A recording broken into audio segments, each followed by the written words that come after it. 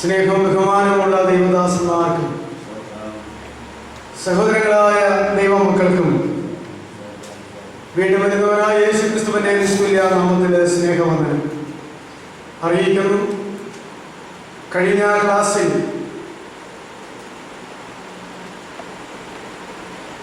മനുഷ്യന്റെ ഈ ലോക ജീവിതം, മനുഷ്യന്റെ മരണം, മനുഷ്യന്റെ മരണാനന്തരമുള്ളതായ അവസ്ഥകൾ എന്നിങ്ങനെയുള്ള വിഷയത്തിന്റെ പ്രാരംഭം, ആമുഖം നമ്മൾ ചിന്തിക്കുകയുണ്ടായി. അതിനു മുമ്പുള്ള വിഷയത്തിന്റെ ഒരു പോയിന്റ് കൂടെ നമ്മൾ ചിന്തിച്ചിട്ടാണ് ഈ വിഷയത്തിലേക്ക് കടന്നത്.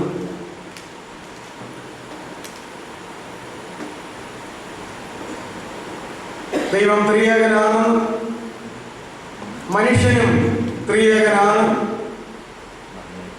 ത്രിയേകനായ ദൈവം ത്രിയേകനായ മനുഷ്യന്റെ ജീവിതത്തിൽ ത്രിവിധ അവസ്ഥകൾ ക്രമീകരിച്ചിട്ടുണ്ട്. അത് മനുഷ്യന്റെ ജനനം, മനുഷ്യന്റെ മരണം, മനുഷ്യന്റെ ന്യായവിധി എന്നിവയാകുന്നു. മരിക്കുന്ന മനുഷ്യരിൽ മാനസാന്തരപ്പെടാത്തവർ പാതാളത്തിലേക്കും അല്ലെങ്കിൽ യാതനാ സ്ഥലത്തേക്കും, മാനസാന്തരപ്പെട്ടവർ കർത്താവിന്റെ ക്രൂശുമരണം വരെ അബ്രഹാമെ മടി എന്നറിയപ്പെടുന്ന പർദീസായിലേക്കും, കർത്താവിന്റെ ക്രൂശുമരണം മുതൽ ഉയർത്തെഴുന്നേൽപ്പ് മുതൽ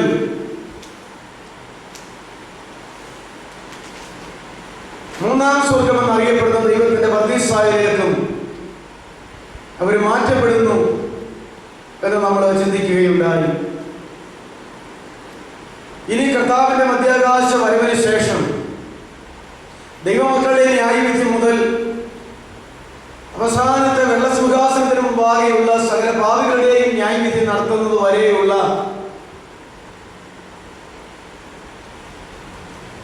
ആ കാലഘട്ടത്തിൽ പാപികളെ ന്യായം വിധിച്ച്, പാതാളത്തിലായിരുന്നവരെ ന്യായം വിധിച്ച് ജീവിതത്തിന് പ്രവർത്തിക്ക് തക്കവണ്ണം നിത്യമായ നരകത്തിലേക്ക് അവരെ മാറ്റുമെന്നും, പർദീസായിലായിരിക്കുന്നവരെ ക്രിസ്തുവിന്റെ പ്രതിഫലത്തിന്റെ ന്യായാസനം എന്ന ന്യായവിധിയിൽ കൂടെ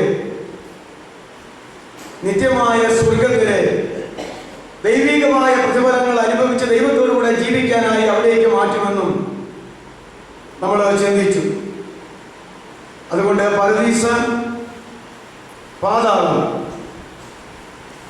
നിത്യമായ നരകം, നിത്യമായ സ്വർഗം എന്നിങ്ങനെയുള്ള അനുഭവങ്ങൾ കൂടെ ഉണ്ട് എന്ന് ചില വാക്യ തെളിവുകളാൽ ഓരോ വിഷയത്തിനും ഓരോ വാക്യം മാത്രം എഴുതിക്കൊണ്ട് പറഞ്ഞുകൊണ്ട്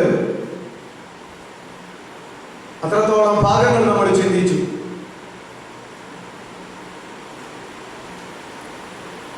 കർത്താവിന്റെ ക്രൂശുമരണം വരെയുള്ള വിശുദ്ധന്മാരുടെ ആത്മാക്കളുടെ വാസസ്ഥലവും അതിനുശേഷം അവർക്ക് വരുത്തിയതായ ആ വാസസ്ഥലത്തിന്റെ വ്യത്യാസവും നമ്മൾ ചിന്തിച്ചു. എഫേസ്യ ലേഖനം 4-ാം അധ്യായത്തിൽ അവർ ബദ്ധന്മാരെ പിടിച്ച ഉയരത്തിൽ കയറി മനുഷ്യർക്ക് ദാനങ്ങളെ കൊടുത്തു എന്ന് വായിക്കുന്നു. സുവിശേഷത്തിൽ, യോഹന്നാന്റെ സുവിശേഷത്തിൽ കർത്താവിന്റെ കല്ലറയ്ക്കൽ സുഗന്ധവർഗം ഇടുവാനായി കാത്തിരുന്ന് ശാബത്ത് കഴിഞ്ഞ് ഞായറാഴ്ച വെളുപ്പിന് കടന്നുപോയ മക്കളെക്കായും അറിയും ഒഴിഞ്ഞ കല്ലറയെ കാണുകയും ദൈവദൂതന്മാർ യേശുക്രിസ്തു ഉയർത്തെഴുന്നേറ്റു എന്ന് പറയുകയും കർത്താവിനെ കാണാതെ തിരിച്ചു പോകുകയില്ല എന്നുള്ള നിർബന്ധത്താൽ കല്ലറയുടെ വാതിൽക്കൽ കരഞ്ഞുകൊണ്ടിരുന്നു എന്നും, അപ്പോൾ കർത്താവ് ഇവിടെ പ്രത്യക്ഷപ്പെട്ട് താൻ ഉയർത്തെഴുന്നേറ്റ് ജീവിക്കുന്നു എന്നും തന്റെ ശിഷ്യന്മാരെ ആ വിവരം അറിയിക്കണമെന്നും പറഞ്ഞതായിട്ടുള്ള ഭാഗം കൂടെ നമ്മൾ ചിന്തിച്ചു.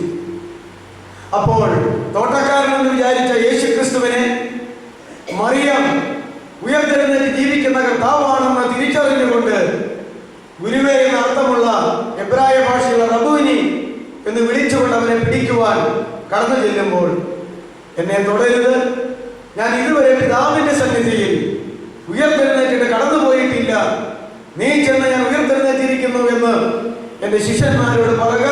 അവർ ഗലീലയിലേക്ക് പോകുന്നു, അവരോട് എത്തുമ്പോഴേക്കും ഞാൻ അവിടെ വന്നിരിക്കും എന്ന് പറയുക എന്നിങ്ങനെ പറഞ്ഞു. ഞാൻ ഇതുവരെ പിതാവിന്റെ സന്നിധിയിലേക്ക് കയറിപ്പോയിട്ടില്ല.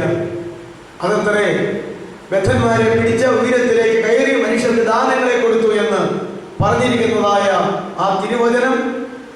അതുകൊണ്ട് പാതാള പ്രതീക്ഷയിലായിരുന്ന വിശുദ്ധന്മാരെ തന്നോടുകൂടെ ക്രൂശിൽ കിടന്ന് അനുഭവിച്ച് മരിച്ച ആ കള്ളന്റെ ആത്മാവോട് കൂടെ നീ ഇന്ന് എന്നോട് കൂടെ പ്രതീക്ഷയിലിരിക്കുമെന്നുള്ള വാഗ്ദത്ത നിവൃത്തിയുമായി കടന്നു പോകുമ്പോഴാണ് തന്റെ കല്ലറവാതിൽക്കൽ കർത്താവിനെ കാണുകയില്ല എന്നുള്ള തീരുമാനത്തോടു കൂടെ, മരിച്ചാലും വേണ്ടതില്ല എന്നുള്ള തീരുമാനത്തോടു കൂടെ കരഞ്ഞ് കാത്തിരിക്കുന്ന മറിയത്തിനെ തന്റെ മുഖദർശനം കാണിച്ചു കൊടുത്ത് തന്റെ ശിഷ്യന്മാരോട് ഈ സന്ദേശം അറിയിക്കുവാൻ തക്കവണ്ണം പിതാവിന്റെ സന്നിധിയിലേക്ക് കൊണ്ടുപോയ വിശുദ്ധന്മാരുടെ സമൂഹത്തെ വേദപണ്ഡിതന്മാർ പറയുന്ന പോലെ അവരെ അവിടെ നിർത്തിയിട്ട് താൻ തോട്ടത്തിലേക്ക് കടന്നു വന്ന് മറിയയ്ക്ക് പ്രത്യക്ഷനായി ഇത്രയും സംസാരിച്ച് വീണ്ടും അവരെ പിതാവിന്റെ സന്നിധിയിൽ കൊണ്ടുപോയി കാഴ്ചവെച്ച് ഇതിനു ശേഷം താൻ ഗലീലയിലേക്ക് കടന്നു വന്നു എന്നുള്ള കാര്യം നമ്മൾ അത്രത്തോളം കാര്യങ്ങൾ പറഞ്ഞ് അവസാനിപ്പിച്ചു എന്നാണ് എൻ്റെ ഓർമ്മ.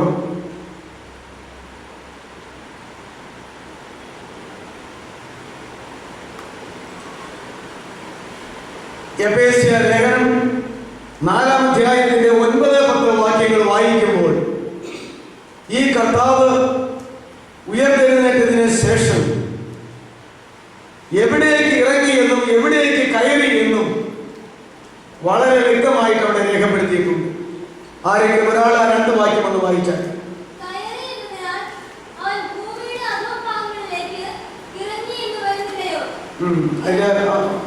അത് 9-ാമത്തെ വാക്യം മുതലാണോ? 8-ാമത്തെ വാക്യം മുതൽ വായിച്ചു.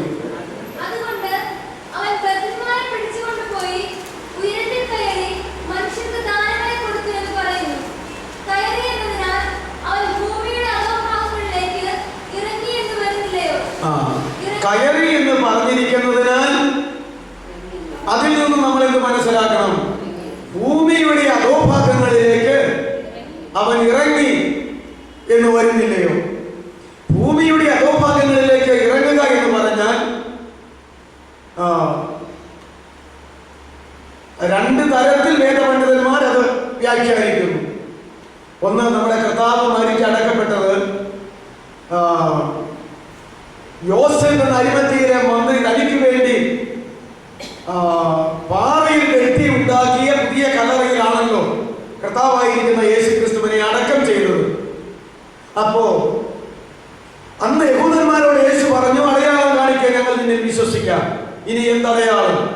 ഒരൊറ്റ അടയാളമല്ലാതെ നിങ്ങൾക്കില്ല. യോനാ പ്രവാചകൻ 3 രാവും 3 പകലും മത്സ്യത്തിന്റെ ഉള്ളിൽ ആയിരുന്നതുപോലെ ഇനി മനുഷ്യപുത്രൻ 3 രാവും 3 പകലും ഭൂമിക്കുള്ളിൽ ആയിരിക്കും. അപ്പോ ഭൂമിക്കുള്ളിൽ ആയിരിക്കും എന്ന് പറഞ്ഞത് അക്ഷരാർത്ഥത്തിൽ എവിടെയായിരുന്നു എന്ന് പറഞ്ഞിട്ടുണ്ട്. അരിമത്തിയിലെ യോസേഫ് തനിക്കും തന്റെ കുടുംബത്തിനും വേണ്ടി പാറയിൽ വെട്ടിയുണ്ടാക്കിയ പുതിയ കല്ലറയിലാണ് തന്റെ സർവസ്വമായിരിക്കുന്ന യേശു ക്രിസ്തുവിനെ അടക്കം ചെയ്യാനായിട്ടിടയായത്. നിക്കോദീമോസും യോസേഫും കൂടി അടക്കം ചെയ്തത്.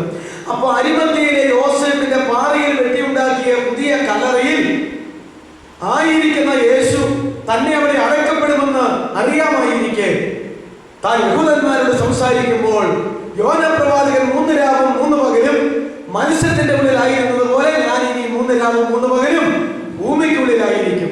അപ്പൊ ആ കല്ലറിയും ഭൂമിക്കുള്ളിലാണ്.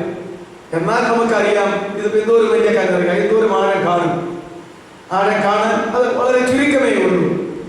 എന്നാൽ ഭൂമിയുടെ അധോഭാഗങ്ങളിലേക്ക് ഇറങ്ങി എന്നിവിടെ പറയുന്നതായിട്ട് നമുക്ക് മനസ്സിലാക്കുവാനായിട്ട് കഴിയും.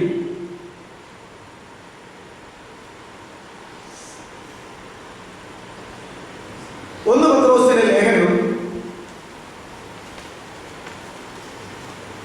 3-ാം അധ്യായം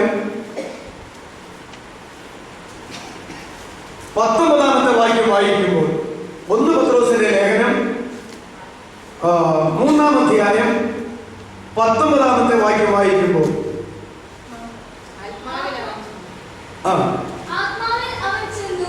ഇത് നമ്മുടെ കർത്താവിനെ കുറിച്ച് പറയുന്നതാ.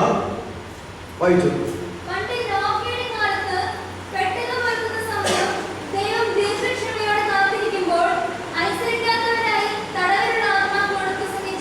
മതി. ആത്മാവിൽ അവൻ ചെന്നു. അതിനെ തൊട്ട് മുകളിലത്തെ ക്രിസ്തുവും നമ്മെ ദൈവത്തോട് അടുപ്പിക്കേണ്ടതിന് നീതിമാനായി നീതി കെട്ടവർക്ക് വേണ്ടി പാപം നിമിത്തം ഒരിക്കൽ കഷ്ടം അനുഭവിച്ചു. ജഡത്തിൽ മരണശിക്ഷ ഏൽക്കുകയും ആത്മാവിൽ ജീവിക്കപ്പെടുകയും ചെയ്തു. എന്നിട്ട് പറയുകയാ, ആത്മാവിൽ അവൻ ചെന്ന് പണ്ട് നോഹിയുടെ കാലത്ത് പെട്ടകമൊരുക്കുന്ന സമയം ദീർഘക്ഷമയോടെ കാത്തിരിക്കുമ്പോൾ അനുസരിക്കാത്തവരായി തടവിലുള്ള ആത്മാക്കളോട് പ്രസംഗിച്ചു. അപ്പൊ ഇതെപ്പോഴാ കർത്താവ് ചെയ്തത്? താൻ മരിച്ചടക്കപ്പെട്ടിട്ട് ഉയർത്തെഴുന്നേൽക്കുന്നത് വരെയുള്ള സമയത്ത് താൻ എവിടെ ചെന്ന് പ്രസംഗിച്ചു? തടവിലുള്ള ആത്മാക്കളോട്. ഏത് തടവിലുള്ള ആത്മാക്കൾ? പണ്ട് നോഹിയുടെ കാലത്ത് ദൈവം രക്ഷിക്കപ്പെടുന്നവർക്ക് വേണ്ടി പെട്ടകം, അതായത് പെട്ടകത്തിലൂടെ രക്ഷപ്പെടുന്നവർക്ക് വേണ്ടി പെട്ടകം ഒരുക്കിക്കൊണ്ടിരിക്കുമ്പോൾ അന്ന് നോഹ പറഞ്ഞ ആ വിഷയം, രക്ഷയുടെ കാര്യം വിശ്വസിക്കാത്തവരായി തടവിൽ കിടക്കുന്നതായ, ഈ ലോകത്തിലെ തടവല്ല, പിന്നെയോ സാത്താനാൽ ബന്ധിക്കപ്പെട്ട് കിടക്കുന്നവരായ ആ ആത്മാക്കളോട് സുവിശേഷം പ്രസംഗിച്ചു. ഈ ഒരു മർമ്മം പത്രോസാണ് പറയുന്നത്. അപ്പോ എവിടെയാണ് ഈ ആത്മാക്കൾ കിടന്നത്? തടവില, അതോ ഭൂമിയുടെ അതോ ഭാഗത്ത്, അതായത് ദുഷ്ടന്മാർ അധിവസിക്കുന്ന പാതാളം, അതിന് മുകളിലത്തെ പാതാളം, അതായത് പാതാള പരദീസ, അതിന്റെ അന്നത്തെ പേര് അബ്രഹാമിന്റെ മടി. അപ്പൊ ആ ഭാഗങ്ങളിലേക്കാണ് കർത്താവ് ഇറങ്ങിപ്പോയത്. അപ്പൊ താൻ ഭൂമിക്ക് ഉള്ളിൽ ആയിരിക്കുമെന്ന് പറഞ്ഞാൽ അതിൽ ഒന്നിലധികം അർത്ഥങ്ങളുണ്ട്. ഒന്ന്, യോസേഫിന്റെ കല്ലറയിൽ തന്റെ ശരീരം ഇരിക്കുന്നു. താൻ ആത്മാവിൽ ഈ സ്ഥലത്തേക്ക് ചെന്ന് സുവിശേഷം പ്രസംഗിച്ചു. എന്നിട്ട് അതിൽ വിടുവിക്കപ്പെട്ട ആത്മാക്കളെയും കൊണ്ട് താൻ എങ്ങോട്ട് കയറി? അവിടെ ഉണ്ടായിരുന്ന ആത്മാക്കളെ കള്ളന്മാരുടെ ആത്മാവോട് കൂടെ എല്ലാത്തിനെയും കൂടെ പിതാവായ ദൈവത്തിന്റെ സന്നിധിയിലേക്ക് കൊണ്ടുപോയി മൂന്നാം സ്വർഗ്ഗം എന്ന പിൽക്കാലത്ത് അറിയപ്പെടുന്ന ദൈവത്തിന്റെ പർദീസായിൽ ആക്കി. ഈ ഒരു കാര്യം ഈ വേദഭാഗങ്ങളിൽ നിന്ന് നമ്മൾ മനസ്സിലാക്കേണ്ടതാണ്. എന്നിട്ട് ഞാൻ പറഞ്ഞു വരുന്നത് എഫേസ്യ ലേഖനത്തിലേക്ക് നമുക്ക് കടന്നു വരാം. അവിടെ അതിന്റെ 4-ാം അധ്യായത്തിൽ നമ്മൾ വായിക്കുമ്പോൾ, കയറി എന്നതിനാൽ അവൻ ഭൂമിയുടെ അധോഭാഗങ്ങളിലേക്ക് ഇറങ്ങി എന്ന് വരുന്നില്ലയോ? പാതാളവും ആ പർദീസായും എല്ലാം എവിടെയായിരുന്നു എന്നാ പറയുന്നത്? ഭൂമിയുടെ അധോഭാഗങ്ങളിൽ. എന്നാ ഇതിനകത്ത് പറഞ്ഞിരിക്കുന്ന ഭൂമിയുടെ അധോഭാഗങ്ങളിൽ. അപ്പൊ ഈ സ്ഥലം എവിടെയായിരുന്നു? ഈ പാതാളം, താഴത്തെ പാതാളം, മേലത്തെ പാതാളം, അധമ പാതാളം എന്നൊക്കെയുള്ള പേരിൽ അറിയപ്പെട്ടിരുന്ന ഈ പാതാളം എവിടെയായിരുന്നു എന്നാ പറയുന്നത്? ഭൂമിയുടെ അധോഭാഗങ്ങളിലേക്ക്. തടവിലാക്കപ്പെട്ട ജനത്തോട് പോയി സുവിശേഷം പ്രസംഗിച്ചു, അവരെ അവിടെ നിന്ന് പിടിച്ച് ഉയരത്തിലേക്ക് കൊണ്ടുപോയി എന്നൊക്കെയല്ലേ പറയുന്നത്. അധോഭാഗങ്ങളിലേക്ക് ഇറങ്ങി എന്ന് വരുന്നില്ലയോ? അവൻ ബദ്ധന്മാരെ പിടിച്ചു കൊണ്ടുപോയി ഉയരത്തിൽ കയറി മനുഷ്യർക്ക് ദാനങ്ങളെ കൊടുത്തു. ബദ്ധന്മാരെ പിടിച്ചു കൊണ്ടുപോയി ഉയരത്തിൽ കയറി എന്നിട്ട് മനുഷ്യർക്ക് ദാനങ്ങളെ കൊടുത്തു. എന്താ കൊടുത്ത ദാനം?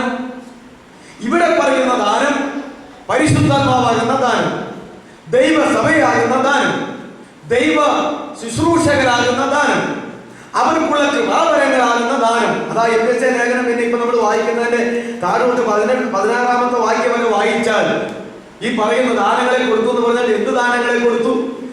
അതാ അവിടെ പറയുന്നത്. അവൻ ചിലരെ അപ്പസ്തോലന്മാരായും ആ കാര്യങ്ങളെല്ലാം പറയുന്നു. ദൈവസഭയിലെ ശുശ്രൂഷകരെ ദൈവമാക്കി കൊടുത്തു. ആ ശുശ്രൂഷകർക്ക് ശുശ്രൂഷകളെ കൊടുത്തു.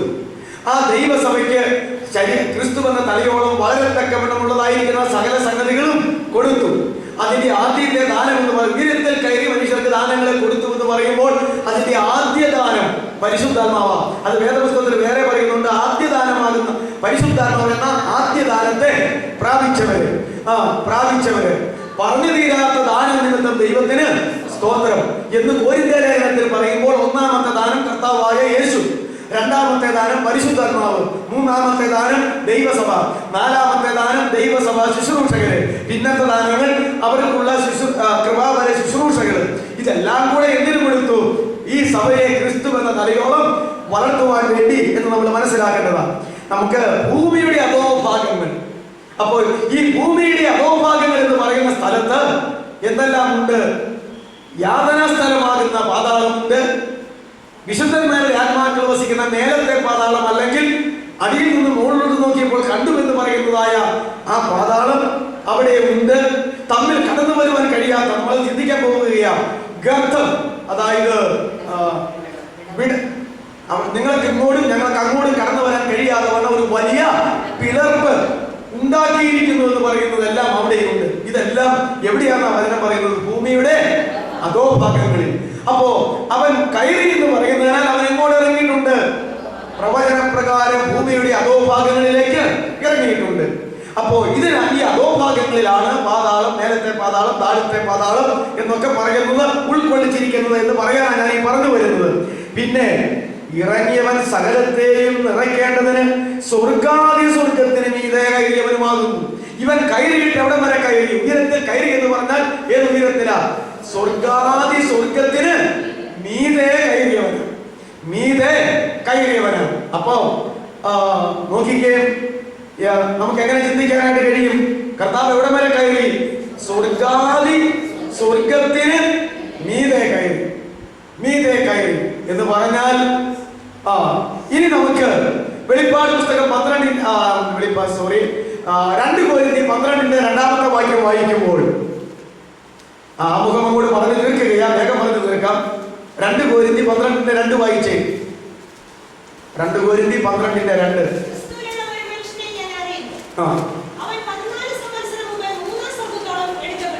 ക്രിസ്തുവിനുള്ള ഒരു മനുഷ്യനെ ഞാൻ അറിയുന്നു, അവൻ 14 സംവത്സരം മുമ്പ് 3-ാം സ്വർഗത്തോളം എടുക്കപ്പെട്ടു. അവിടെ നിർത്ത്. അപ്പൊ സ്വർഗം എത്രയുണ്ട്? 3. 3-ാം സ്വർഗം ഉണ്ടെങ്കിൽ അതിന് താഴെ എത്ര സ്വർഗമുണ്ട്? 2. അതിന് താഴെ 1. അക്കാര്യത്തിൽ സംശയമില്ലല്ലോ. 1-ാം സ്വർഗം, 2-ാം സ്വർഗം, 3-ാം സ്വർഗം. അപ്പോ യേശുവിന്റെ ക്രൂശുമരണത്തോടു കൂടെ ഭൂമിയുടെ അധോഭാഗ്യങ്ങളിലായിരുന്ന മേലത്തെ പ്രതീക്ഷ അബ്രാഹാമിന്റെ മടി എന്ന് പറയുന്ന സ്ഥലത്തായിരുന്ന വിശുദ്ധന്മാരെ താൻ എങ്ങോട്ട് കൊണ്ടുപോയി? 3-ാം സ്വർഗത്തോളം കൊണ്ടുപോയി. പൗലോസ് കടന്നുപോയി കണ്ടത് വിശുദ്ധന്മാരുടെ ആത്മാക്കൾ വസിക്കുന്ന ദൈവത്തിന്റെ പരദീസ. ഇനി ആ വേദഭാഗത്ത് തന്നെ പറഞ്ഞിട്ടുണ്ട് ദൈവത്തിന്റെ പരദീസ, ഇല്ലേ? അവിടെ നിങ്ങൾ വായിച്ചു നോക്കിക്കേ. 3-ാം സ്വർഗത്തോളം ആ മനുഷ്യൻ പരദീസയോളം എടുക്കപ്പെട്ടു, അല്ലേ? എന്നല്ലേ അവിടെ പറയുന്നേ? ദൈവം പരദീസ മാത്രമേ ഉള്ളൂ. അതെ. അപ്പോ പരദീസ അതാണ് ഇപ്പോഴത്തെ പരദീസ. അതിന്റെ പേരെന്താ? 3-ാം സ്വർഗം. അപ്പൊ 1-ാം സ്വർഗം, 2-ാം സ്വർഗം, 3-ാം സ്വർഗം. 1-ാം സ്വർഗം ഏതാ? വേദപണ്ഡിതന്മാർ പ്രകാരം പറയുന്നു 1-ാം സ്വർഗം മേഘമണ്ഡലം, 2-ാം സ്വർഗം നക്ഷത്ര മണ്ഡലം, അതിനു മുകളിലാണ് 3-ാം സ്വർഗം. അപ്പോ മേഘമണ്ഡലം ഒരുമലയിൽ വെച്ച് 500-ലധികം ശിഷ്യന്മാരുടെ മധ്യത്തിൽ നിന്ന് കർത്താവ് ഉയർത്തെഴുന്നേറ്റപ്പോൾ താൻ ഒരുമലയുടെ നെറുകിൽ നിന്ന് മേലോട്ട് പൊങ്ങി. താമസമയ നാം അവിടെ വായിക്കുന്നത് ഒരു മേഘം വന്ന് അവനെ മൂടിയിട്ട് ആ മേഘം അവനെ വഹിച്ചുകൊണ്ട് മുകളിലോട്ട് പോയി എന്നാ പറഞ്ഞിരിക്കുന്നത്. അപ്പൊ മേഘമണ്ഡലത്തിനാണ് എന്ത് പറയുക ബൈബിളിൽ? 1-ാം സ്വർഗം. ആ മണ്ഡലം എങ്ങനെ ഇരിക്കുന്നു ഏതാണെന്ന് പറയാൻ എനിക്കറിയത്തില്ല. 2-ാമത് നക്ഷത്ര മണ്ഡലം. ഇന്ന് വരെ എനിക്ക് ശാസ്ത്രം പറയാൻ അറിയത്തില്ല. ഞാൻ പണ്ട് പഠിച്ചതനുസരിച്ച് 1,86,000 മൈൽ പ്രകാശരശ്മിയുടെ വേഗത എന്തോ ഒരു സമയത്തിനുള്ളിലാണ്. ഒരു സെക്കൻഡിൽ 1,86,000 മൈൽ വേഗത്തിൽ പ്രകാശരശ്മി സഞ്ചരിച്ചിട്ട് ഈ നക്ഷത്രങ്ങൾ ഉണ്ടായ കാലം മുതൽ ഇന്ന് വരെ ഭൂമിയിൽ പ്രകാശരശ്മി എത്താത്ത അനവധി നക്ഷത്രങ്ങൾ ഉണ്ട്. ഇപ്പോഴും ഓരോന്ന് കണ്ടുപിടിച്ചുകൊണ്ടിരിക്കുന്നു, അടുത്തടുത്തുള്ളത്. അപ്പൊ നോക്കിക്കേ, എന്തോരും എന്താ പറയുന്നേ, അനധിവിദൂരത എന്നൊക്കെ പറയുന്ന ആ നക്ഷത്ര മണ്ഡലം, അത് ദൈവം ഒടേതമ്പരാണ് സൃഷ്ടിച്ചിട്ട് ഇതുവരെ ഈ അതിന്റെ പ്രകാശരശ്മി സെക്കൻഡിൽ 1,86,000 മൈൽ വേഗത്തിൽ സഞ്ചരിച്ചിട്ടും ഇന്നുവരെ ഭൂമിയിലേക്ക് വരാത്ത അനേക നക്ഷത്രങ്ങളുണ്ട് എന്ന് പറയുമ്പോൾ, രണ്ടാം സ്വർഗം എന്ന് പറയുന്ന നക്ഷത്ര മണ്ഡലം മുഴുവൻ അപ്പുറേക്ക് കടന്നു ഇല്ലേ? നമ്മുടെ കർത്താവ് മുഴുവൻ ആ നക്ഷത്ര മണ്ഡലം കടന്നു, രണ്ടാം സ്വർഗവും കടന്ന് എന്ത് ചെയ്തു? മൂന്നാം സ്വർഗം വരെ പോയിട്ടാണ് വിശുദ്ധന്മാരുടെ ആത്മാക്കളെ മൂന്നാം സ്വർഗമാകുന്ന ദൈവത്തിന്റെ പർദീസ എന്ന് പറയുന്ന സ്ഥലത്ത് ഇപ്പോൾ ആക്കി വെച്ചിരിക്കുന്നത്. എന്നാൽ കർത്താവ് അവിടെ വരെയാണ് ഉയർത്തെഴുന്നേറ്റ് പോയിട്ട് വന്നത്. പിതാവായ ദൈവം ഇരിക്കുന്നത് എവിടെയാ? ഒന്നാം സ്വർഗത്തിന് മുകളിൽ, രണ്ടാം സ്വർഗത്തിന് മുകളിൽ, വിശുദ്ധന്മാരുടെ ആത്മാക്കൾ വസിക്കുന്ന മൂന്നാം സ്വർഗം എന്ന് പറയുന്നതിന് മുകളിൽ സ്വർഗാദി സ്വർഗത്തിന് മീതെ വരെ കയറി എന്നാണ് പറഞ്ഞിരിക്കുന്നത്. കർത്താവ് അങ്ങോട്ട് പോയിട്ട് എവിടെ വരെ കയറി? സ്വർഗാദി സ്വർഗത്തിന്, മൂന്നാം സ്വർഗമല്ല, സ്വർഗാദി സ്വർഗത്തിന് മീതെ കയറി. ആ സ്വർഗാദി സ്വർഗത്തിന് മീതെ എന്നുള്ളതിന് വേദപണ്ഡിതന്മാർ ഇപ്രകാരം പറയും, അനാദി സ്വർഗം. ഒരു വാക്ക് വേണ്ടേ? വേണ്ടേ? ആദിക്ക് പകരമുള്ള ഒരു വാക്കാ എന്ത്? എല്ലാത്തിനും ഒരു ആദിയുണ്ട്. മനുഷ്യനൊരു ആദിയില്ലേ? സൃഷ്ടിക്ക് ഒരു ആദിയില്ലേ? ഇല്ലേ? ആദിയിൽ ദൈവം ആകാശവും ഭൂമിയും സൃഷ്ടിച്ചു. യോഹന്നാന്റെ സുവിശേഷത്തിൽ ആദിയിൽ വചനം ഉണ്ടായിരുന്നു. അപ്പോസ്തല പ്രവൃത്തിയിൽ പത്രോസ് പറയുക, ആദിയിൽ പരിശുദ്ധാത്മാവ് നമ്മുടെ മേൽ എന്ന പോലെ ഇപ്പോൾ ഇവരുടെ മേൽ. നോക്കിക്കേ, പിതാവായ ദൈവത്തിന് ഒരു ആദി സൃഷ്ടിയോടുള്ള ബന്ധത്തിൽ, പുത്രനായ ദൈവത്തിന് ഒരു ആദി ആ വചനത്തോടുള്ളതായിരിക്കുന്ന ബന്ധത്തിൽ, പരിശുദ്ധാത്മാവിന് ഭൂമിയിൽ ഒരാദി, ഇതൊക്കെ പറയുന്നുണ്ട്. എന്നാൽ 90-ാം സങ്കീർത്തനം നാം വായിക്കുമ്പോൾ ദൈവം അനാദിയായും ശാശ്വതമായും ദൈവമാകുന്നു. ഒരാദിയിലുമല്ല ദൈവം ഇരിക്കുന്നത്. ആദിക്കപ്പുറേ, ആദി ഇല്ലാത്ത, ആദി എന്ന് പറയാൻ കഴിയാത്ത അനാദി ആയി ആരുണ്ട്? ദൈവമുണ്ട്. അതുകൊണ്ട് ആ ദൈവം ഇരിക്കുന്ന സിംഹാസനത്തിന്റെ പേര് അനാദി സ്വർഗമാകുന്നു എന്ന് വേദപണ്ഡിതന്മാർ പറയുന്നു. സ്വർഗാദി സ്വർഗം എന്ന് ഇവിടെയുണ്ട്. ഒന്നാം സ്വർഗം, രണ്ടാം സ്വർഗം, മൂന്നാം സ്വർഗം, സ്വർഗാദി സ്വർഗം എന്ന് പറയുന്നു. അപ്പോ ഇത് ഈ കാര്യങ്ങളൊക്കെയും നമ്മളൊന്ന് മനസ്സിലാക്കുക. ഇത്രത്തോളമുള്ള സ്ഥലങ്ങളുണ്ട്. അപ്പൊ ഇനി മൂന്നാം സ്വർഗത്തിൽ ഇരിക്കുന്ന വിശുദ്ധന്മാരെ പ്രതിഫലത്തിന്റെ ന്യായാസനത്തിൽ കൊണ്ടുവന്നതിന് ശേഷം, ഓരോരുത്തരുടെയും പ്രാപിക്കേണ്ട പ്രതിഫലങ്ങൾ പ്രാപിച്ചതിന് ശേഷം അവരെ പിന്നെ എങ്ങോട്ട് മാറ്റുക? വീണ്ടും മൂന്നാം സ്വർഗത്തിലേക്കാണോ കൊണ്ടുപോകുന്നത്? അല്ല, നിത്യമായ സ്വർഗത്തിലേക്ക്, പിതാവായ ദൈവത്തിന്റെ സിംഹാസനത്തിന്റെ അടുക്കലേക്ക്, പുത്രനായ ദൈവത്തിന്റെ സിംഹാസനത്തിന്റെ അടുക്കലേക്ക്. പിതാവ് എവിടെ ഇരിക്കുന്നുവോ അതിന്റെ വലതുഭാഗത്ത് ഇപ്പോൾ പുത്രൻ ഇരിക്കുന്നത്. സംശയമുണ്ടെങ്കിൽ ആത്മാവിൽ മരിക്കാൻ നേരത്തെ സ്തേഫാനോസ് തുറന്ന സ്വർഗത്തിലൂടെ കണ്ടു പിതാവായ ദൈവത്തെ അതിന്റെ വലതുഭാഗത്ത് പുത്രൻ ഇരിക്കുന്നത്. വിശുദ്ധന്മാരുടെ സ്വർഗമല്ല, പിതാവ് ഇരിക്കുന്ന സ്വർഗത്തിയ. അപ്പൊ പറയുകയാതെ പിതാവായ ദൈവത്തെ കാണുന്നു, പുത്രനായ ദൈവത്തെ കാണുന്നു. അപ്പോൾ ഇരിക്കുന്നു എന്ന് പറഞ്ഞവൻ ഇപ്പോൾ എങ്ങനെ നിൽക്കുന്നതായിട്ടാണ് കാണുന്നത്? യേശു ക്രിസ്തു എഴുന്നേറ്റ് നിൽക്കുകയാ ചെയ്യുന്നത് എന്ന് ഇങ്ങനെ പറയുകയാണ്. അതിനെക്കുറിച്ച് വേദപണ്ഡിതന്മാർ പറയുന്നു. അല്ലെങ്കിൽ ശരിയാണെന്ന് നമുക്ക് തോന്നും.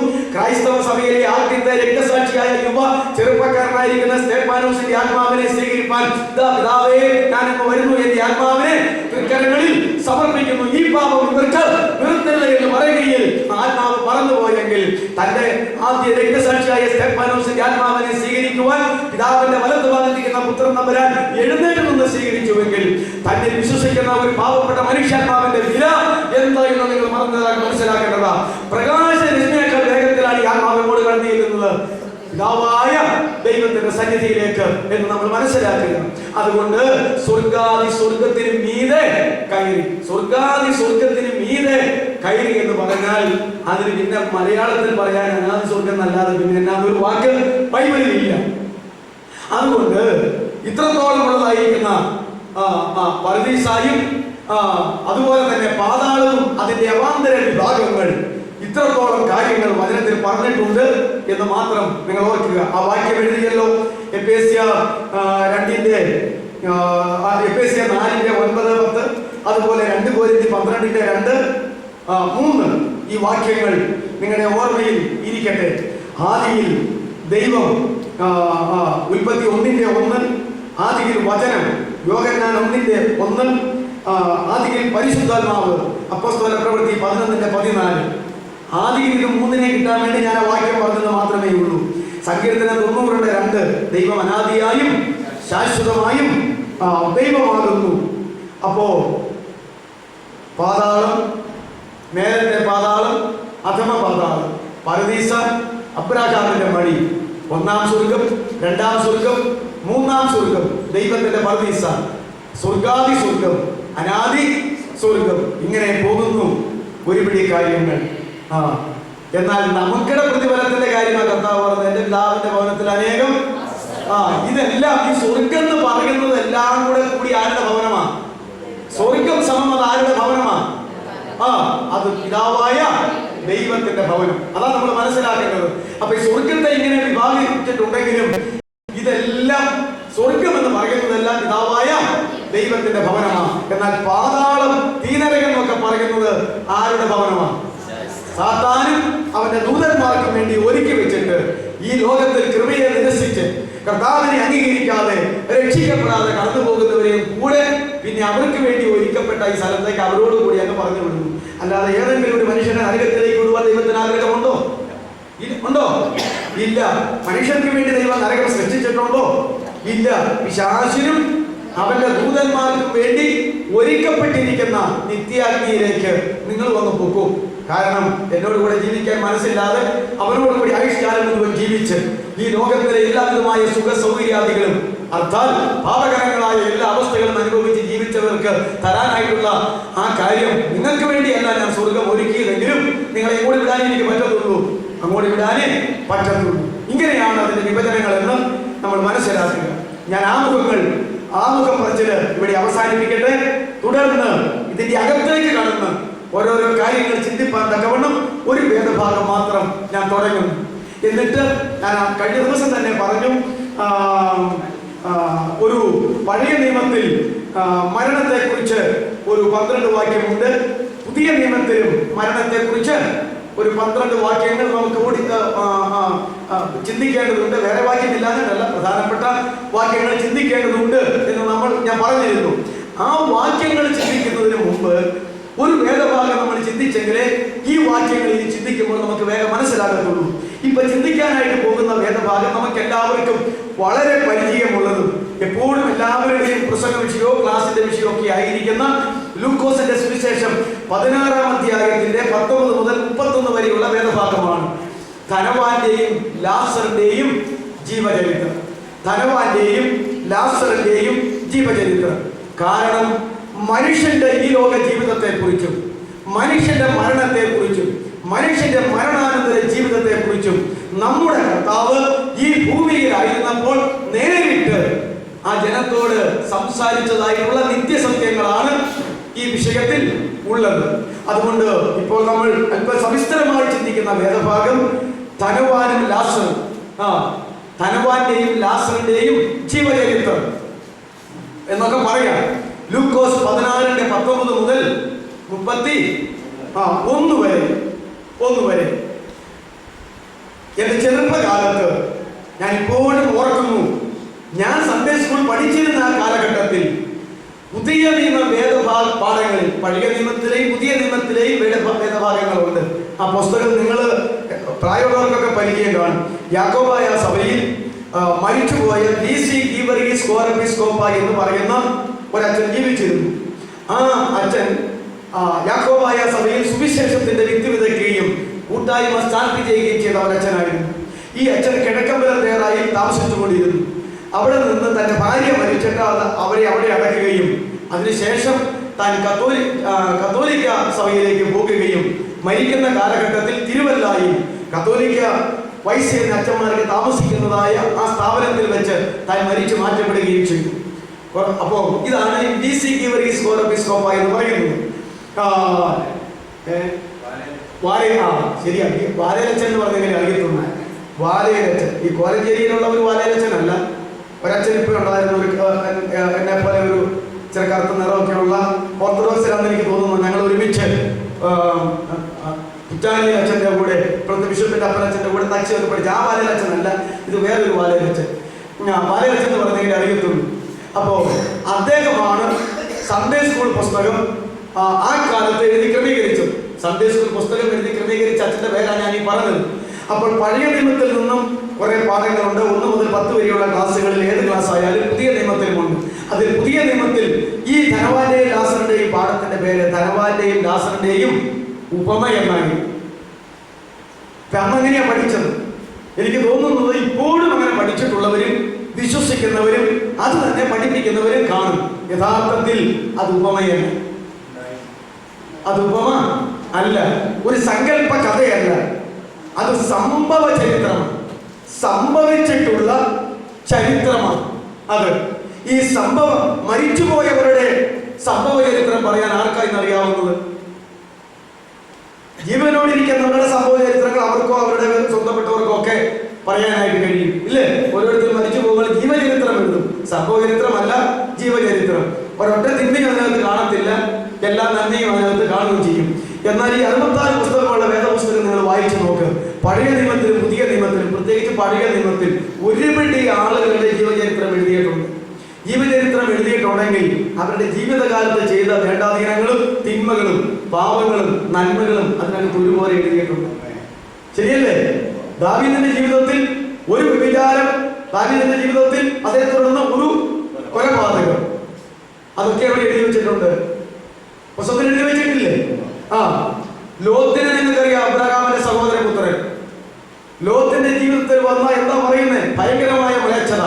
അതെന്തിനാ വേദം? ഞാൻ കൊടുത്തത് ഇത് എന്നാ വിവരദോഷമാണ് വേദപുസ്തകത്തിൽ എഴുതി വെച്ചേക്കണേ. എനിക്ക് വായിക്കാൻ കൊള്ളില്ലാത്ത, കേൾക്കാൻ കൊള്ളില്ലാത്ത ഈ വിടക്ക് കാര്യങ്ങളൊക്കെ എഴുതാൻ വേറെ ഇതൊരു നല്ല കാര്യങ്ങളുണ്ടായിരുന്നു. ഒരു കാലത്ത് ഞാൻ ചിന്തിച്ചതാ. പിന്നീടാണ് ഞാൻ ചോദിക്കാൻ പോയത് എന്തുകൊണ്ടാണ്. അപ്പോഴാ പറഞ്ഞത് ഇതിന്റെ പേര് തന്നെ സത്യവേദ പുസ്തകം. അതുകൊണ്ട് ഏത് മനുഷ്യന്റെ ചരിത്രം എഴുതിയാലും ഉള്ളതുപോലെ ഇതിനകത്ത് ആരും അത്ര മിടുക്കന്മാരാകണം. ഇവിടെ മനുഷ്യർക്കല്ലേ തിന്മ കേൾക്കുമ്പോ വിഷമം അല്ലേ? ദൈവത്തിനോ ഏത് മനുഷ്യരെയും നന്മ നന്മയായിട്ട് തിന്മ തിന്മയായിട്ട് പറയുന്നവനാ ദൈവം. ദൈവത്തിന്റെ ആത്മാവ് എഴുതിയാൽ അങ്ങനെ എഴുതിയിട്ടുള്ളൂ. അതുകൊണ്ടാണ് ലോകത്തിന്റെ ചരിത്രം അവിടെ എഴുതി വെച്ചത്. അബ്രഹാം എത്ര എണ്ണത്തിന്റെ കൂടെ പോയിട്ടുണ്ടോ ആ കാര്യമെല്ലാം എഴുതി വെച്ചിട്ടുണ്ട്. സാധാരണ കൂടെ ആയിരുന്നു, ഒരിക്കൽ ആകാരന്റെ കൂടെ ആയിരുന്നു, മറ്റൊരിക്കൽ കെതൂറായുടെ കൂടെ ആയിരുന്നു. ഇതൊക്കെ അവിടെ എഴുതി വെച്ചിട്ടുണ്ട്. ദാവീദിന് എത്ര ഭാര്യമാരുണ്ടായിരുന്നു അതൊക്കെ എഴുതി വെച്ചിട്ടുണ്ട്. ശലോമോൻ എത്ര ഭാര്യമാരുണ്ടായിരുന്നു എന്നൊക്കെ മറന്നുപോയി. അതെല്ലാം എഴുതി വെച്ചിട്ടുണ്ട്.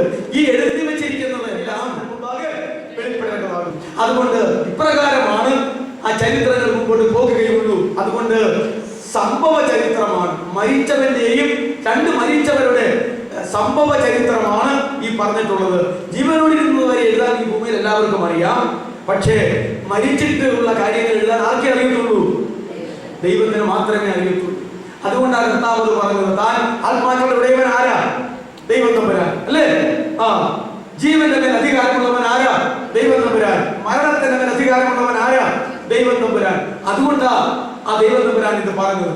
അതുകൊണ്ട് ഒരിക്കലും ഇത് ഉപമയല്ല, ഇത് സങ്കല്പകഥയല്ല, ഇത് സംഭവിച്ചിരിക്കുന്ന ചരിത്രമാണ്. സംഭവിച്ചിരിക്കുന്ന ചരിത്രമാണ്. ഇതെല്ലാം കണ്ടും കേട്ടും നടത്തിയ ആള് പിന്നെ മനുഷ്യനായി ഇങ്ങോട്ട് വന്നേച്ച് 33 വയസ്സ് വരെ ജീവിച്ചപ്പോൾ അവസാനത്തെ 3.5 വർഷക്കാലം പാലസ്തീനിൽ ദൈവരാജ്യത്തിന്റെ മർമ്മങ്ങളെ പഠിപ്പിച്ചുകൊണ്ട് നടന്ന കാലഘട്ടത്തിലാ ഈ സംഭവം പറഞ്ഞു. അതുകൊണ്ട് ഇതെന്താണ്? ഇത് സംഭവം ചരിത്രമാണ്. ഇത് കർത്താവിന് മാത്രമേ പറയാനായിട്ട് പറ്റത്തുള്ളൂ. ഞാൻ നിങ്ങളൊരു കാര്യം ചോദിക്കട്ടെ. പുതിയ നിയമത്തിൽ തന്നെ, പഴയ നിയമത്തിലും പുതിയ നിയമത്തിലും എത്ര ആളുകൾ ഉയർപ്പിച്ചിട്ടുണ്ട്? പ്രവാചകന്മാർ ഉയർപ്പിച്ചിട്ടുണ്ട്, യേശു ഉയർപ്പിച്ചിട്ടുണ്ട്, അപ്പോസ്തലന്മാർ ഉയർപ്പിച്ചിട്ടുണ്ട്, ഇതൊക്കെ ഉയർപ്പിച്ചിട്ടുണ്ടല്ലോ. ആരെങ്കിലും മരിച്ചിട്ട് ഉയർത്തെഴുന്നേറ്റ് വന്നവൻ ഈ മരിച്ചിട്ട് ഇത്രയും നാളും എവിടെയായിരുന്നെന്നും എങ്ങനെയായിരുന്നെന്നും എന്നാ അവിടുത്തെ വിശേഷമെന്നും ഇവിടെ വന്ന ആരോടെങ്കിലും പറഞ്ഞിട്ടുണ്ടോ? പറഞ്ഞിട്ടുണ്ടെങ്കിൽ ബൈബിളിലുണ്ടോ? ഉണ്ടോ? ഇല്ല. ആ ലാസറ് മരിച്ചിട്ട് അടക്കിയിട്ട് 4-ാം ദിവസമാണ് ഉയർത്തെഴുന്നേറ്റത്. എന്നിട്ട് ഒരൊറ്റ മനുഷ്യൻ മാത്രമേ പറഞ്ഞിട്ടുള്ളൂ, പൗലൂസ്. ഞാൻ ക്രിസ്തുവിൽ ഒരു മനുഷ്യനെ അറിയുന്നു. അവൻ ഇന്നേക്ക് 14 സംവത്സരം മുമ്പ് 3-ാം സ്വർഗത്തോളം എടുക്കപ്പെട്ടു. പക്ഷേ ശരീരം കൊണ്ടാണോ ഞാൻ പോയത്, ഈ ശരീരം ഇല്ലാതെയാണോ പോയതെന്ന് എനിക്ക് അറിയാം. നോക്കിക്കേ, അവൻ വെളിപ്പെടുത്തിയിട്ടും അവന് ഒരു കാര്യം അറിയത്തില്ല. ഇങ്ങനെയാണോ പോയത്, ശരീരം ഇവിടെ മാറ്റി വെച്ചിട്ടാണോ പോയതെന്ന് എനിക്ക് അറിയത്തില്ല. പക്ഷേ അവിടെ ചെന്ന് ഞാൻ 3-ാം സ്വർഗത്തിൽ ചെന്ന് നോക്കി കണ്ടിട്ട് ഇപ്പോൾ ഇവിടെ വന്ന മനുഷ്യനെ സംസാരിക്കാൻ മേലാത്തതും ഉച്ചരിക്കാൻ മേലാത്തതുമായ കാര്യങ്ങളെ കാണുകയും കേൾക്കുകയും ചെയ്തു. ഇങ്ങോട്ട് പോന്നപ്പോൾ പിന്നെ എനിക്കത് എന്നാന്ന് സംസാരിക്കാൻ പറ്റും. ഇത്രയല്ലേ പറഞ്ഞിട്ടുള്ളൂ. അത്രേ പറയാൻ അനുവദിച്ചിട്ടുള്ളൂ. ഈ വിശുദ്ധന്മാരുടെ ആത്മാക്കൾ അധിവസിക്കുന്ന സ്ഥലത്തേക്ക് പൗലൂസിനെ എടുത്തുകൊണ്ട് പോയെങ്കിൽ ഇന്നത്തെ ദൈവമായി പോകാൻ ഒത്തിരി ആൾ പോയേച്ചു വരുവാന്നാ പറയണേ. എപ്പോഴും സംസാരമാണെന്നാ പറയുന്നത്. ഞാൻ ബ്രദർ ദിനകരനെ കുറ്റം പറയുകയല്ല. ബ്രദർ ദിനകരന്റെ മാസികയിൽ എപ്പോഴും കാണാൻ തന്നെ മരിച്ചുപോയ മകൾ ഏഞ്ചൽ എന്നും ഏഞ്ചൽ പ്രത്യക്ഷപ്പെടുകയും ഏഞ്ചലിന്റെ കൂടെ അദ്ദേഹം അങ്ങോട്ട് പോവുകയും ഏഞ്ചൽ ഇങ്ങോട്ട് വരികയും എന്നും കാണുകയും കേൾക്കുകയും ചെയ്യുന്നു എന്നൊക്കെയും അദ്ദേഹത്തിന്റെ മാസികയിൽ കൂടെ വായിച്ചിട്ടുണ്ട്. അതൊന്നും വിശ്വസിക്കാൻ പറ്റത്തില്ല. ഇത് വല്ലതും നടക്കുന്ന കാര്യമാണോ? ഒന്നും നടക്കുന്ന കാര്യമല്ല. അതുകൊണ്ട് ബ്രദർ ദിനകരൻ പറഞ്ഞത് നുണയാണെന്നും ചുമ്മാ നുണ പറഞ്ഞതാ, ചുമ്മാ അസത്യം പറഞ്ഞതാണെന്ന് ഞാൻ പറയത്തില്ല. അദ്ദേഹം കണ്ടതും അദ്ദേഹം കേട്ടതും ഒക്കെയാ പറഞ്ഞത്. പക്ഷേ ആര് കാണിച്ചു കൊടുത്തു, എന്ത് കേട്ടു, ആര് കേൾപ്പിച്ചു എന്നുള്ളതെല്ലാം വ്യത്യാസം. വേറെ കുഴപ്പമൊന്നുമില്ല. അതുകൊണ്ട് അത് നടക്കത്തില്ല. അതിന്റെ രസകരമായ ഒരു ഭാഗം നിങ്ങൾ അതിന്റെ പിന്നിത്തരം മനസ്സിലാക്കാനാണ്.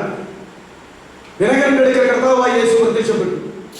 എന്നിട്ട് ചില കാര്യങ്ങൾ പറഞ്ഞു. പക്ഷേ ദിനകരൻ അത് അംഗീകരിച്ചില്ല. അപ്പോ കർത്താവ് അടുത്ത് അങ്ങോട്ട് എന്നുവെച്ച് ഏഞ്ചലിനെ വിളിച്ചു. ഏത്? ഈ മരിച്ചുപോയ എടീ ഏഞ്ചല്, നിന്റെ പപ്പയോട് ഞാൻ ഈ കാര്യം പറഞ്ഞിട്ട് പപ്പ അംഗീകരിക്കുന്നില്ല. പപ്പയ്ക്ക് സംശയമോ വിശ്വസിക്കാനോ ഒക്കെ ബുദ്ധിമുട്ടാണ്. അതുകൊണ്ട് മോൾ അങ്ങോട്ട് ചെന്ന് പറഞ്ഞാൽ പപ്പ കേൾക്കും. നീ വേഗം ചെന്ന് ആ കാര്യം ഒന്ന് പറഞ്ഞ് കേൾപ്പിച്ചു വരാൻ പറ്റും. അപ്പൊ കർത്താവ് അങ്ങനെ അവിടെ വെയിറ്റ് ചെയ്യുകയും മോൾ ഇങ്ങോട്ട് വന്ന് അപ്പൊ കർത്താവ് വന്നിട്ട് ഈ കാര്യങ്ങളൊക്കെ പറഞ്ഞില്ലേ, എന്നിട്ട് എന്താ തടസ്സം പറഞ്ഞത്? അതിനെനിക്ക് പ്രാപ്തിയില്ല കൊച്ചെ, കഴിഞ്ഞില്ല കൊച്ചെ. പിന്നെ ഇത് സംസാരിച്ചു പോകേണ്ട കാര്യമില്ലല്ലോ. അപ്പച്ചന് കൃപാവരങ്ങൾ തന്നിട്ടില്ലേ, അധികാരമുള്ള വഴി തന്നിട്ടില്ലേ? എന്ത് വഴിയാ വെച്ചേ? കൃപാവരങ്ങളെ. അപ്പൊ പിന്നെ എന്തിനാ സംശയിച്ചേ? അപ്പൊ സംശയിക്കേണ്ട കാര്യമില്ലേ? ഇല്ല. അതുകൊണ്ട് യേശുക്രിസ്തു പറഞ്ഞ് അംഗീകരിക്കണം. എന്നാ അംഗീകരിക്കാൻ പോണേ, എന്നാ ഞാൻ പോവാട്ടോ അപ്പച്ച. അതങ്ങ് പോയി. ഇവിടെ ചെന്ന് യേശുവിനോട് പറഞ്ഞു, അറിയില്ല പോയി ഞാൻ കാര്യങ്ങളൊക്കെ നടത്തിയിട്ടുണ്ട്. എന്താ മക്കളെ ഈ പറയുന്നത്? ദിനകരന്റെ ഇടയ്ക്ക് കർത്താവായ യേശു വന്ന് തോറ്റ് തുന്നം പാടിയിട്ട് കർത്താവിന്റെ ഐഡിയ നടത്താൻ തന്റെ മരിച്ചുപോയ കുഞ്ഞു പെണ്ണിനെ ആശ്രയിച്ചു. നിങ്ങൾ ഒരുപക്ഷെ എന്താ ടി വിയിൽ കൂടെയൊക്കെ ഈ ചാനലിൽ കൂടെയൊക്കെ ഇദ്ദേഹത്തിന്റെ പ്രസംഗങ്ങൾ കാണും. ഞാൻ എന്റെ ജീവിതത്തിൽ ഒരിക്കൽ പണ്ട് മറിയം റൈവിൽ വന്ന് ഒരു ക്രൂസേഡ് നടത്തിയപ്പോൾ ഒരിക്കൽ ഞാൻ പോയി കണ്ടതാണ്. ഞാൻ അതിനുശേഷം കണ്ടിട്ടില്ല, നേരിട്ടൊന്നും സംസാരിച്ചിട്ടില്ല. പക്ഷേ ഇപ്പോൾ സംതിങ് റോങ്. താനൊന്ന് കാണുന്നു എന്നുള്ളത് ശരിയാ, കേൾക്കുന്നു എന്നുള്ളത് ശരിയാ, ഇത് പറയുന്നു എന്നുള്ളത് ശരിയാ. പക്ഷേ നിങ്ങൾക്ക് എന്ത് തോന്നുന്നു? ഈ കാര്യം ശരിയാണോ? കർത്താവ് എടുത്ത് അങ്ങനെയാണെങ്കിൽ ഇപ്പൊ കർത്താവിനേക്കാൾ നല്ല മധ്യസ്ഥ ആരാ? ഏഞ്ചല. ശരിയല്ലേ? ഏഞ്ചല. ഒരു മനുഷ്യൻ കുന്നുമേലറ്റം പോയി ദിനകരനോട് കാര്യം പറഞ്ഞിട്ട് മടുത്തു പോയി. പിന്നെ ഏഞ്ചലിനെ വിളിച്ച് ഏഞ്ചൽ വെച്ച് വന്നാന്ന് പറഞ്ഞാൽ കുറെ പേര് കൊടുക്കാം. ഇത് ആരും മടുത്തുന്നായി പറഞ്ഞത്? കർത്താവ് മടുത്തു പോയത്. ദർശനങ്ങൾ കണ്ട് പ്രവചനങ്ങൾ പറഞ്ഞ് എന്താ സ്വപ്നങ്ങൾ കണ്ട് പറഞ്ഞ് പഠിപ്പിച്ച് എന്നാ പറഞ്ഞാൽ ആർക്കും അറിയാൻ മേലാത്ത ചുമ്മാ എട്ടും കൊണ്ടും തിരിയാതെ രാഷ്ട്രീയക്കാരെ പറഞ്ഞെങ്കിൽ ജനമൊന്നും കഴിയില്ലെന്ന് ചോദിച്ചു കിടക്ക്. ഈ കാണുകയും കേൾക്കുകയും ചെയ്യുന്ന ജനം ഒരുതരം മലക്കെടുത്ത് ആത്മീയത്തിലായതുകൊണ്ട് ഇതെല്ലാം ഏറ്റുവാങ്ങുന്നു എന്നുള്ളതാ പരമാർത്ഥം. ആര് ദിനകരനല്ല, ആരാ ദൈവത്തിനെതിരായിട്ട്, ദൈവവചനത്തിനെതിരായിട്ട് ഈ ലോകത്തിൽ ആര് പറഞ്ഞാലും പൗലോസ് എന്നാ പറഞ്ഞേ? ഞങ്ങൾ നിങ്ങളോട് അറിയിച്ചതിന് ഇപ്പുറത്ത് മറ്റൊരുത്തൻ വന്ന് അറിയിച്ചാൽ വാനവരെങ്കിലും ആ ദൂതൻ ശപിക്കപ്പെട്ടവൻ. ഞാൻ ഒരിക്കൽ വന്ന് പറഞ്ഞതിന് ശേഷം ഇനി വന്ന് പറഞ്ഞാൽ അത് അങ്ങനെയല്ല, തെറ്റിപ്പോയി, ഇങ്ങനെയാന്ന് പറഞ്ഞാൽ ഞാൻ ശപിക്കപ്പെട്ടവൻ. ദൈവത്തിന്റെ മാലാഖയാണെങ്കിലും അവൻ ശപിക്കപ്പെട്ടവൻ. കാരണം യേശുവിന് ഒരു സുവിശേഷമേ ഉള്ളൂ, യേശുവിന് ഒരു വചനമേ ഉള്ളൂ. ഉവ്വെന്ന് പറഞ്ഞാൽ ഉവ്വെന്നും, ഇല്ലെന്ന് പറഞ്ഞാൽ ഇല്ലെന്നും, അല്ലാതെ ഉവ്വെന്നും ഇല്ലെന്നും ഉണ്ടോ ഇങ്ങനെയൊന്നും ഉണ്ടാകത്തില്ല. വളരെ വ്യക്തമായിട്ട് പൗലോസിനായിട്ടുള്ള പാട്ട് യാക്കോബായ സമുദായത്തിൽ എന്നും പാടിയിട്ടുള്ളവരല്ലേ, എന്നും പാടിക്കൊണ്ടിരിക്കുന്നവരല്ലേ എന്താ പറയുന്നേ? പൗലോസിനെ തന്നെ ചൊല്ലട്ടെ, അറിയിച്ചതൊഴിച്ച് ഇങ്ങൊരുവൻ വന്ന് അറിയിച്ചാൽ താനേൽക്കും സഭയിൽ ശാപം. വാനവരെങ്കിലും ആ ദൂതൻ താനേൽക്കും സഭയിൽ ശാപം. അപ്പോ സത്യമല്ലാത്തത് പറഞ്ഞാൽ അവൻ ആരാണ്? ശപിക്കപ്പെട്ടവനാണ്. സഭയുടെ ശാപമുണ്ട് ഇല്ലേ? ഇത് മാലാഖയായാലും അത് തന്നെയാ ശരി. അതുകൊണ്ട് ഇതിന്റെ ആധികാരികതയെ കുറിച്ചുള്ള ബോധം ദൈവത്തിന്റെ പരിശുദ്ധാത്മാവിനാൽ നമുക്ക് ഉണ്ടാകേണ്ടത് വളരെ ആവശ്യമാണ്. അതുകൊണ്ട് ഈ ചരിത്രം ഇത് സംഭവ ചരിത്രമാണ്. ഇത് കർത്താവ് അരുളി ചെയ്തതാണ്.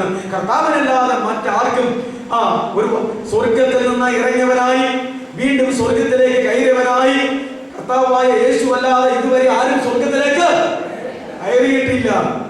അപ്പൊ എവിടെ വരെ പോയിട്ടുള്ളൂ? പാതാള പർദീസായിലായിരുന്നവർ ഇപ്പൊ മൂന്നാം സ്വർഗത്തിലേക്ക് എത്തിയിട്ടുള്ളൂ. ഇനി പിതാവിന്റെ അങ്ങോട്ട് സ്വർഗത്തിലേക്ക് ഒന്നും ആരും കയറിയിട്ടില്ല. ആർക്കും കയറാൻ കഴിയത്തുമില്ല. ആരെങ്കിലും സ്വർഗാരോപണം ചെയ്ത് നമുക്ക് മുന്നേ അങ്ങോട്ട് പോയ ശുദ്ധിമാന്മാരോ ശുദ്ധിമതികളോ ഉണ്ടെന്ന് പറഞ്ഞാലും അത് വെറും പൊളിയാ.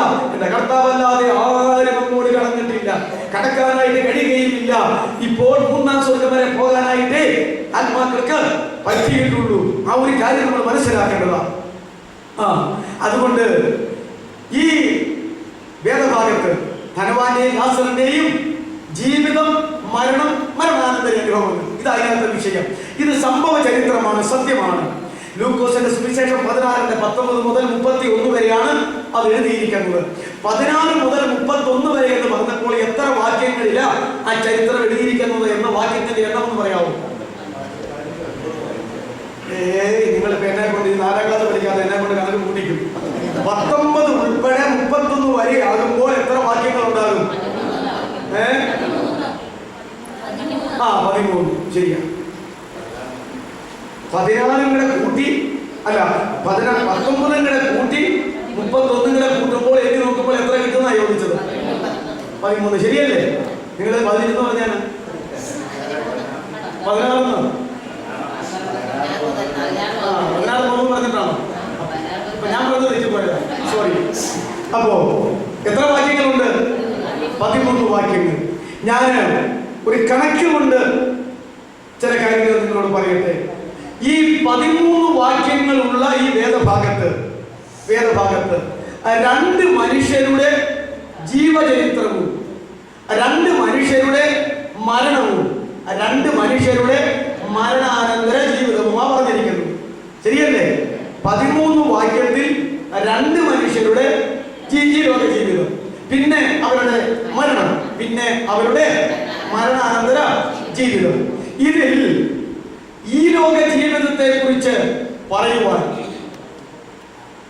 ഈ 2 മനുഷ്യരുടെ ഈ ലോക ജീവിതത്തെ കുറിച്ച് പറയുവാൻ എത്ര വാക്യങ്ങൾ എടുത്തിട്ടുണ്ടെന്ന് അറിയാമോ? വാക്യം തിരിച്ചത് മനുഷ്യരാണെങ്കിലും ആ സംഭവം കർത്താവ് പറഞ്ഞതാണല്ലോ. അപ്പൊ നമുക്ക് പറയുമ്പോൾ കറക്റ്റാണ്. 2 മനുഷ്യരുടെ ഈ ലോക ജീവിതത്തെ കുറിച്ച് പറയുവാൻ നിങ്ങൾ വേദപുസ്തകം നോക്കിക്കൊണ്ടിരിക്കുക, ആ കൂടെ എഴുതിക്കൊണ്ടും ഇരിക്കുക. ഇല്ലെങ്കിൽ ഒന്ന് വായിച്ചേ. 3 വാക്യം അല്ലേ? 2 മനുഷ്യരുടെ ജീവചരിത്രം, ഈ ലോക ജീവചരിത്രം പറയുവാൻ ആകെ 13 വാക്യങ്ങൾ ഈ വേദഭാഗത്തുണ്ടെങ്കിൽ 13 എത്രയേ കർത്താവ് എടുത്തിട്ടുള്ളൂ? 3 വാക്യം. 13 എന്ന് പറഞ്ഞാൽ എന്തോരും? ജയിച്ചോ?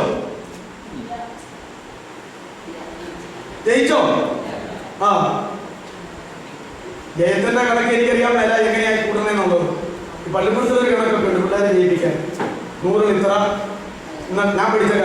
ഞാൻ പഠിച്ച കാലത്ത് 100-ൽ 35-30 എല്ലാ വിഷയത്തിനും 30, ഇംഗ്ലീഷിനും പിന്നെ ഏതാണ്ട് വിഷയത്തിനെങ്കിൽ അങ്ങനെയൊക്കെ കിട്ടണമായിരുന്നു.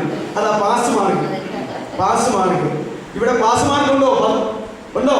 നോക്കിയേ. അപ്പൊ എന്താ പറഞ്ഞിരിക്കുന്നത്? അപ്പോ മരണത്തിനും മരണാനന്തര ജീവിതത്തിനും ഇപ്പൊ എത്ര വാക്യം ഉപയോഗിച്ചിട്ടുണ്ട്? 13-ൽ നിന്ന് 3 പോയാൽ 10. അപ്പൊ ഞാൻ ചോദിക്കട്ടെ, കർത്താവായ യേശുക്രിസ്തുവിന്റെ കാഴ്ചപ്പാടിൽ ഈ മനുഷ്യൻ ദരിദ്രനാകട്ടെ ധനവാനാകട്ടെ, എങ്ങനെയാണ് 2 മനുഷ്യർ ഇവിടെ വന്നിരിക്കുന്നത്?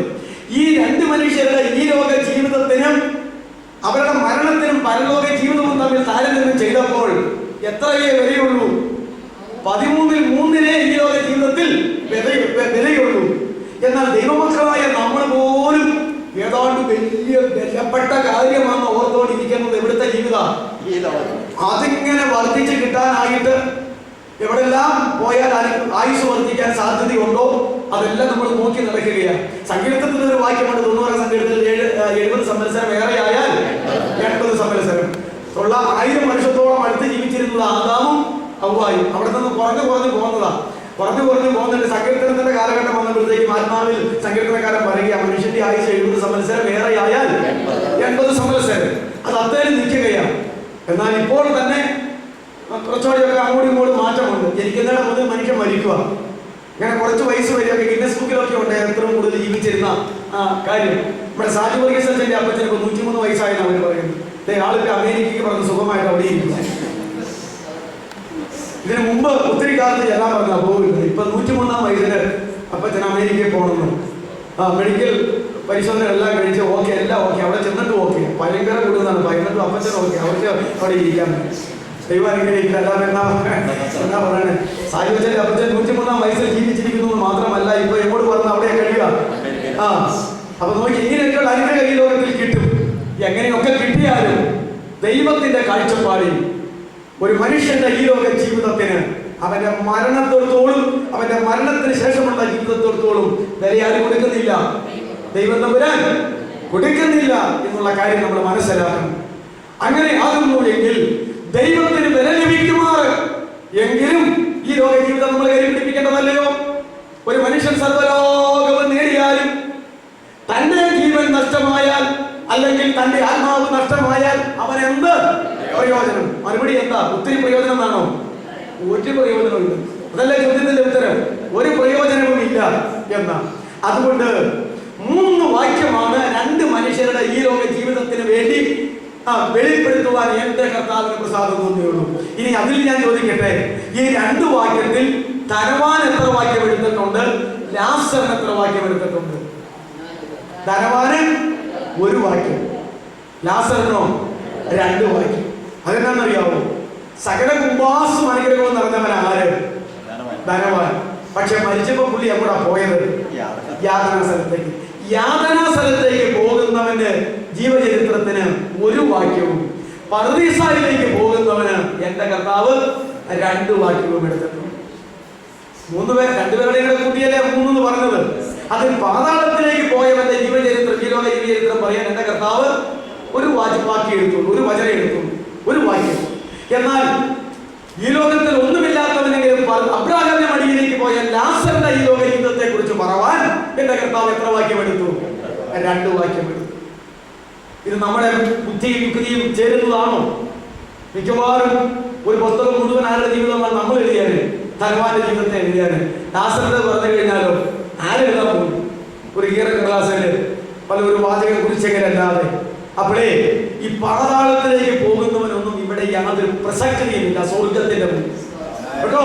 പിതാവായ ദൈവത്തിന്റെ മുമ്പിൽ, പുത്രന്റെ മുമ്പിൽ, പരിശുദ്ധാത്മാവിന്റെ മുമ്പിൽ, ദൈവസഭയുടെ മുമ്പിൽ, ദൈവാത്മാവിന്റെ മുമ്പിൽ, ദൈവവചനത്തിന്റെ മുമ്പിൽ യാതൊരു പ്രസക്തിയുമില്ല എന്നുള്ള കാര്യം ഓർത്തോണം. പിന്നെ എന്തുകൊണ്ടാണ് ജീവിക്കുന്നത്? ജീവിക്കാൻ ദൈവം കൃപ ചെയ്തതുകൊണ്ട് ജീവിച്ചു. അത് നമ്മൾ മാത്രമാണോ ജീവിച്ചത്? നല്ലവരുടെ പേരും ദുഷ്ടന്മാരുടെ പേരും മഴ പെയ്യുകയും വേരുപിടിപ്പിക്കുകയും മഞ്ഞ് പൊഴിക്കുകയും ചെയ്യുന്ന ദൈവം ജീവിക്കുന്നു. ശരിയല്ലേ? മഴ പെയ്യാനും വെയിൽ കൊള്ളാനും മഞ്ഞ് കിട്ടാനും ആരായിട്ട് ജീവിക്കണം? നീതിമാനായിട്ട് ജീവിക്കണോ? ഒന്നുകിൽ നീതികെട്ടവനായി ജീവിച്ചോ അല്ലെങ്കിൽ നീതിമാനായിട്ട് ജീവിച്ചോ, ഇത് കിട്ടിക്കൊള്ളു. പ്രപഞ്ചത്തിലൂടെയുള്ള നന്മകൾ കിട്ടാൻ ഇവിടെ മനുഷ്യൻ ഗുണപ്പെടുന്നൊന്നുമില്ല.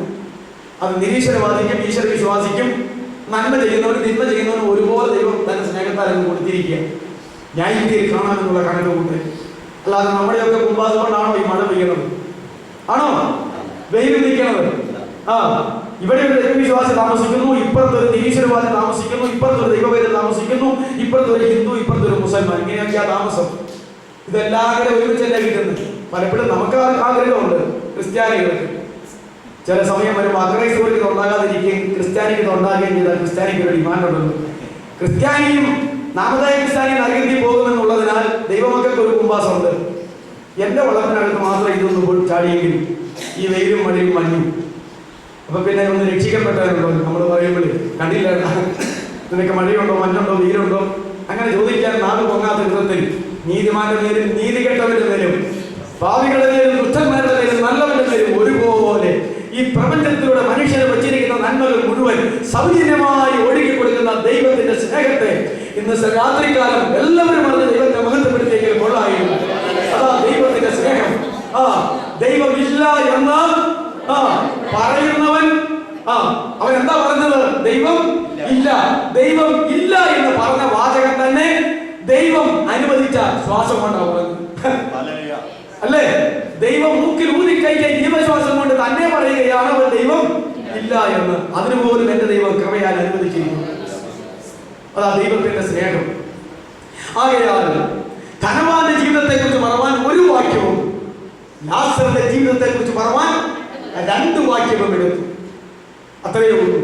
പാതാളത്തിലേക്ക് പോകുന്നവന്റെ കാര്യം അത്ര മാത്രമേ പറയത്തുള്ളൂ. പർദീസായിലേക്ക് പോകുന്നവന്റെ കാര്യം 2 വാക്യം എടുത്തു എന്ന് നമ്മൾ മനസ്സിലാക്കേണ്ടതാണ്. പരലോക ജീവിതത്തെ കുറിച്ച് പറവാൻ പോയിട്ട് എത്ര വാക്യം എടുത്തിട്ടുണ്ട്? മരണം മുതൽ മരണാനന്തര ജീവിതം വരെയുള്ള കാര്യം പറയുവാൻ 13-ൽ 3 പോയാൽ എത്ര എടുത്തിട്ടുണ്ട്? 10 വാക്യം. ആ 10 വാക്യത്തിൽ ധനവാന്റെ ജീവിതത്തെ കുറിച്ച് അല്ല, ധനവാന്റെ മരണത്തെ കുറിച്ച് പറയുവാൻ ഒരു വാക്യം. നീ 2 പേര് മരിച്ചത് ധനവാന്റെ മരണത്തെ കുറിച്ച് പറയുവാൻ എത്ര വാക്യം എടുത്തിട്ടുണ്ട്? ഒരു വാക്യം. നിങ്ങളത് കണക്കിട്ട് നോക്കിക്കൂ. ദരിദ്രന്റെ മരണത്തെ കുറിച്ച് പറയുവാനും എത്ര വാക്യമേ ഉള്ളൂ? ഒരു വാക്യം. കാരണം 2 പേരും ഒരുപോലെ മരിക്കുക. മരണം 2 പേർക്കും ഒരുപോലെയാണ്. അതുകൊണ്ട് ഇനി അതിനകത്ത് എന്നതാ കുട്ടിയെ കുറിച്ച് പറയാനിരിക്കുന്നത്? അതെല്ലാവർക്കും ഒരുപോലെയല്ലേ ഉള്ളൂ. ദൈവം ഉള്ളവരും ഇല്ലാത്തവരും മരിക്കുന്നു, ദൈവമക്കളും അല്ലാത്ത മക്കളും മരിക്കുന്നു, ധനവാനും ദരിദ്രനും മരിക്കുന്നു. മരണം എല്ലാവർക്കും. നമ്മളത് പഠിച്ചല്ലോ. ഒരിക്കൽ ജനനം, ഒരിക്കൽ മരണം, ഒരിക്കൽ ന്യായവിധി, പിന്നെ പാതാളം, പർദീസ, പിന്നെ നിത്യമായ നരകം, നിത്യമായ സ്വർഗം. ഇതൊക്കെ നമ്മൾ ചിന്തിച്ചു കഴിഞ്ഞതാ. അതുകൊണ്ട് 2 പേരുടെയും മരണത്തെ കുറിച്ച് പറവാൻ ഓരോ വാക്യം. അപ്പൊ 3 2 5 പോയിട്ട് ഇനി എത്രയുണ്ട്? 13-ൽ 8. ധനവാന്റെ മരണാനന്തര ജീവിതത്തെ കുറിച്ച് പറവാനും അതുപോലെ ഈ ലാസറിന്റെ ജീവിതത്തെ കുറിച്ച് പറവാനും പിന്നെ എത്ര വാക്യം തിരഞ്ഞെടുത്തിട്ടുണ്ട്? ജീവിതത്തെ കുറിച്ചല്ല, പിന്നീടുള്ളതായ അവന്റെ ആ കാര്യങ്ങൾ. ലാസറിന്റെ ഇത് പറയുമ്പോൾ നമ്മൾ ഓർക്കേണ്ടത്, പിന്നീട് അബ്രാഹാമിന്റെ മടിയിലിരിക്കുന്ന ലാസർ എന്തെങ്കിലും പറയുന്നുണ്ടോ, സംസാരിക്കുന്നുണ്ടോ? ഉണ്ടോ? ഇല്ല, സൈലന്റ. പക്ഷെ ആര് പറയുന്നുണ്ട്? അബ്രാഹാം പറയുന്നുണ്ട്. അപ്പോ അത് അന്നത്തെ അവരുടെ കണക്കനുസരിച്ച് അബ്രാഹാമിന്റെ മടിയിലാണല്ലോ ഇരിക്കുന്നത്. ഇങ്ങനെ വിചാരിച്ചാൽ മതി, കുഞ്ഞു കൊച്ചു മടിയിലിരിക്കുന്നു. കുഞ്ഞു കൊച്ചാണോ ഈ കാര്യാദികളെല്ലാം പറയുന്നത്? ആരായിരിക്കും അതിന് വേണ്ടി പറയുന്നത്? അമ്മയായിരിക്കും എന്നുള്ള അർത്ഥത്തിൽ നമ്മൾ ചിന്തിച്ചാൽ മതി. അതുകൊണ്ട് ലാസർ കുഞ്ഞായിട്ടിരിക്കും, അബ്രാഹാം വലുതായിട്ടിരിക്കും ചെയ്യുന്നു എന്നുള്ളതല്ല. പക്ഷെ ഇദ്ദേഹം സംസാരിക്കുന്നില്ല, ലാസർ സംസാരിക്കുന്നില്ല. ധനവാൻ അവിടെ കിടന്ന് പറയുന്ന കാര്യങ്ങൾ അത് 4 വാക്യമുണ്ട്. മറുപടി കൊടുക്കുന്നതും 4 കാര്യങ്ങളുണ്ട്. മറുപടി കൊടുക്കുന്നത് ആർക്ക് വേണ്ടി കേട്ടാ? അതാ പർദീസായ്ക്ക് വേണ്ടി, വിശുദ്ധന്മാർക്ക് വേണ്ടി, പ്രത്യേകിച്ച് അബ്രാഹാമിന് വേണ്ടി കേട്ടാണ് അത് കൊടുക്കുന്നത് എന്ന് നമ്മൾ മനസ്സിലാക്കേണ്ടതാണ്. അപ്രകാരം ആണ് അതിനെ ക്രമീകരിച്ചിരിക്കുന്നത്. ഇനി നിങ്ങൾ ആ വേദഭാഗം ഒന്ന് വായിച്ചു തന്നാൽ, വളരെ വേഗത്തിൽ ഒന്ന് വായിച്ചു തന്നാട്ടെ.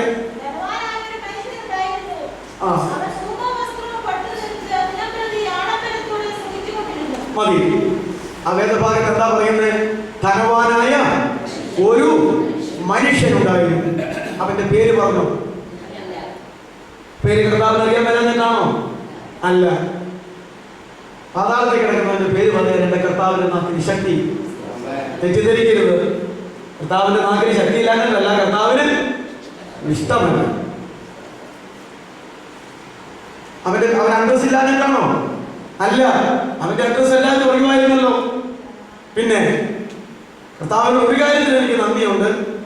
ധനവാനായ ഒരു മൃഗം ഉണ്ടായിരുന്നെന്ന് പറയാതെ ധനവാനായ ഒരു മനുഷ്യനെന്ന് തന്നെ പറഞ്ഞു. അവൻ ആരെയും കൂട്ടിയിട്ടുണ്ട്.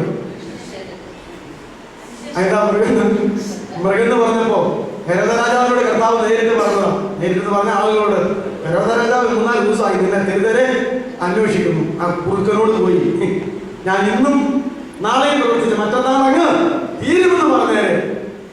ആ കുറുക്കനോട് ഹെരോദാവിനെ കർത്താവ് എങ്ങനെയാ വിളിച്ചത്? യജമാനെ ചക്രവർത്തി തിരുമേനി എന്നൊക്കെ എല്ലാവരും വിളിച്ചോണ്ടിരുന്നപ്പോ കർത്താവ് എന്ന് ചക്രവർത്തി തിരുമേനി എന്നൊന്നും വിളിച്ചില്ല. കാരണം യേശുവിനെ കൊല്ലാനാണ് അവൻ പ്ലാൻ അന്വേഷിച്ചത്.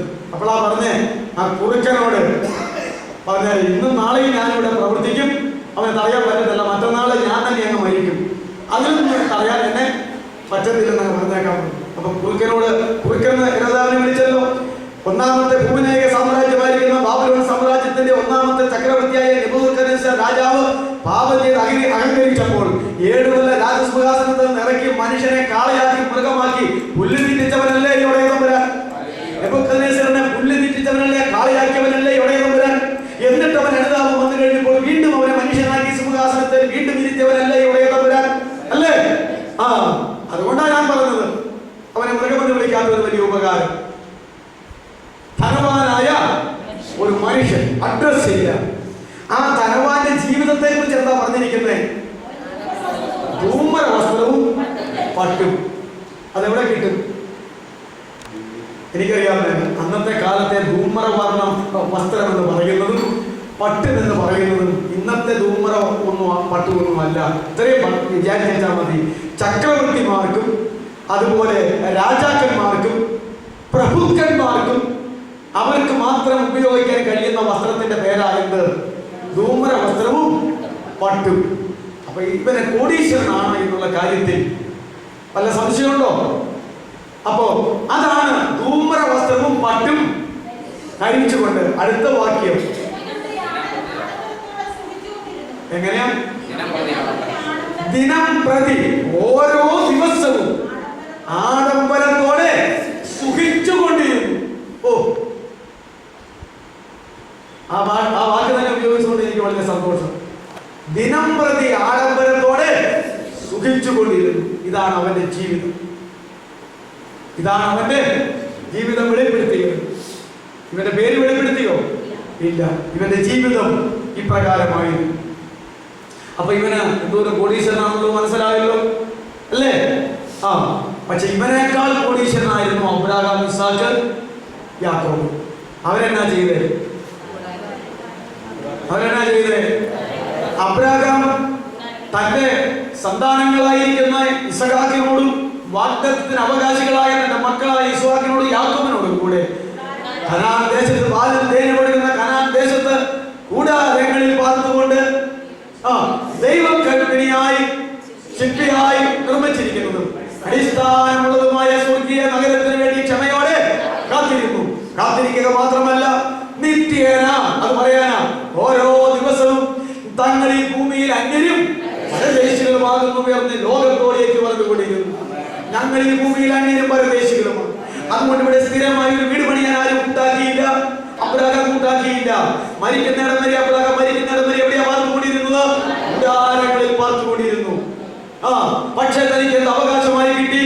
പാലും തേനും ഒഴുകുന്ന പഴയ നിയമ കനാൻ, പുതിയ നിയമ കനാൻ.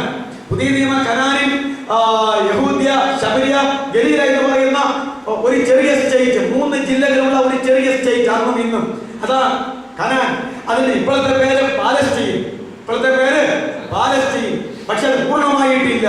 ഇത് അവകാശമായി കിട്ടിയവനാ പറയുന്നത്.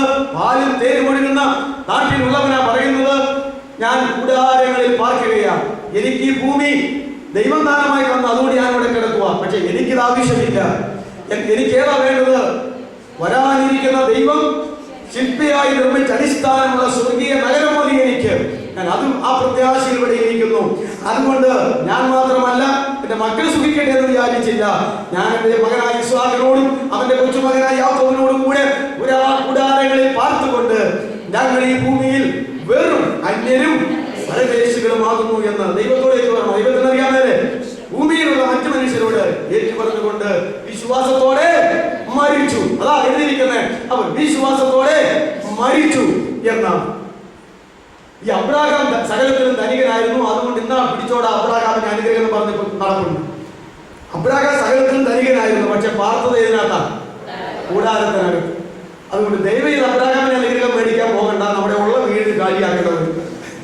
കാരണം അബ്രാഹാം ഒരു വീടോ, ഒരു മുറിയോ, ഒരു ബാത്റൂമോ, ഒരു കിച്ചണോ ഉള്ള വീട് വന്നെങ്കിലല്ലേ നമുക്കിന്നത് കിട്ടാൻ പോകുന്നുള്ളൂ. അബ്രാഹാം പഴുതം മേടിച്ച് കൂടാരം കെട്ടിക്കൊണ്ടാണ് അബ്രാഹാമിന്റെ അനുഗ്രഹം മേടിക്കാൻ നടന്നാൽ. പിന്നെ അബ്രാഹാം എന്നാ അനുഗ്രഹം കൊടുത്തത്? ബഹുസമ്പത്ത് കൊടുത്തു, പൊന്നു കൊടുത്തു, വെള്ളി കൊടുത്തു, മൃഗങ്ങളെ എല്ലാം കൊടുത്തു. പാലസ്തീൻ നാട് തീരായിട്ടും അവൻ അവന്റെ സന്തതിക്ക് വേണ്ടി എഴുതി കൊടുക്കുകയും ചെയ്തു. അത് ദൈവം കൊടുത്തു. ദൈവം കൊടുത്തുകൊണ്ട് മേടിച്ചു. പക്ഷേ അവൻ അതൊന്നും അനുഭവിക്കാൻ പോയില്ല. അവന്റെ ജീവിതം എങ്ങനെയായിരുന്നു? കൂടാരങ്ങളിൽ. മാത്രമല്ല, ജ്യേഷ്ഠ സഹോദരനായി ജ്യേഷ്ഠന്റെ മകനായിരിക്കുന്ന ലോത്ത് സ്ഥലം ഭാഗിക്കാൻ പറഞ്ഞു കഴിഞ്ഞപ്പോൾ ദാസന്മാരും ഈ മൃഗസമ്പത്തും കൊണ്ട് കനാൻ നാടിന് പോലും വഹിക്കാൻ വേണ്ടിയുള്ള എന്നാ ചെയ്യേണ്ട എന്നും വഴക്കും കൊല്ലാത്ത. അതുകൊണ്ട് കൊച്ചപ്പ എന്നൊരു പരിഹാരം, മോനെ ദേശം നിന്റെ ഈ കനാൻ ദേശത്ത് ഏതൊക്കെയാ വേണ്ടത്, എവിടെയൊക്കെയാ വേണ്ടതെന്ന് വെച്ചാൽ എൻ്റെ മാൻ അങ്ങ് എടുത്തേച്ച് ബാക്കി വല്ലതുണ്ടെങ്കിൽ കൊച്ചപ്പന് തന്നാ മതി എന്ന് പറഞ്ഞു. ഓ, ക്രിസ്ത്യാനിയുടെ പാർട്ടീഷൻ, അതുമല്ല ദൈവസഭക്കാരുടെ പാർട്ടീഷൻ. എൻ്റെ ഈ ചെറുപ്പത്തിൽ സമുദായത്തിലായിരുന്നപ്പോഴും കൂട്ടായ്മയിലായിരുന്നപ്പോഴും സമുദായക്കാരുടെയും അന്നത്തെ കൂട്ടായ്മക്കാരുടെയും ദൈവസഭയിലായിരിക്കുമ്പോൾ ചുരുക്കം പാർട്ടീഷനൊക്കെ എന്നെ വിളിക്കാറുകൊണ്ട് ഞാൻ പോകാറുണ്ട്. എൻ്റെ ദൈവമേ, സമ്മതിച്ചു കൊടുക്കും. അബ്രഹാമിന്റെ ഇസ്ഹാക്കിന്റെ യാക്കോബിനെ മടിയിൽ പാർക്കാൻ ഒന്നും പ്രാർത്ഥിച്ചുകൊണ്ടിരിക്കുക. അങ്ങനെയല്ലേ അബ്രഹാം വീതിച്ചത്, അല്ലേ? ലോത്ത് എന്നിട്ട് എന്നാ ചെയ്ത്?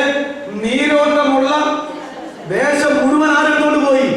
യോർദാൻ നദിയുടെ തീരപ്രദേശങ്ങൾ മുഴുവൻ ആരെടുത്തോണ്ട് പോയി?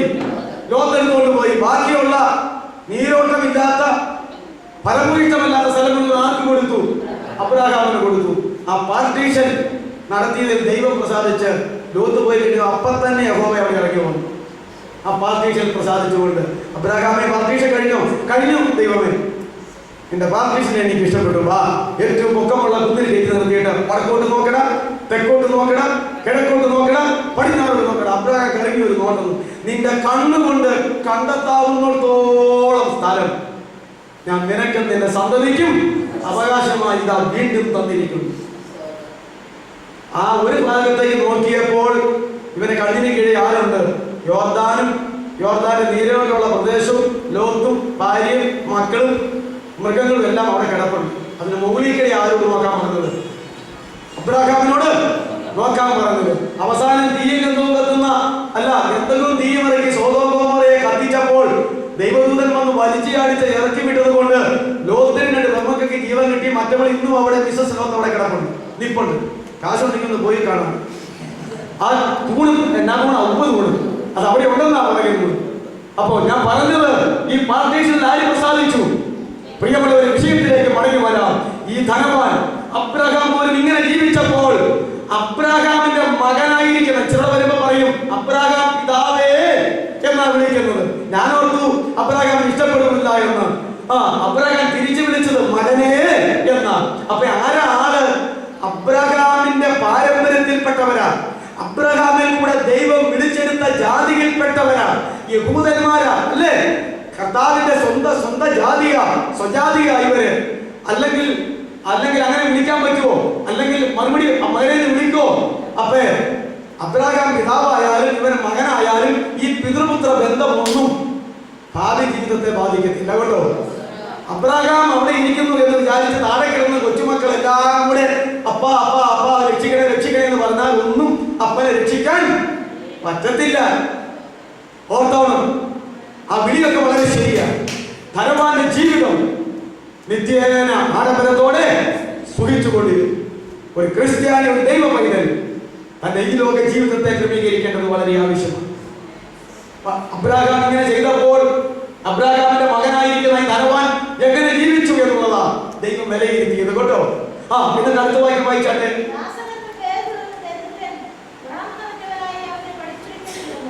ലാസർ എന്ന പേരുള്ള ഒരു ദരിദ്രൻ വ്രണം നിറഞ്ഞവനായി അവന്റെ പടിപൊരിക്കപ്പെട്ടു. ഇവന്റെ പേര് പറഞ്ഞിട്ടുണ്ടല്ലോ, ലാസർ.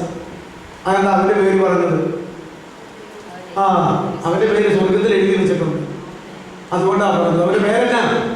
ലാസർ. പക്ഷെ അവൻ ഭൂമിയിൽ ആരാ?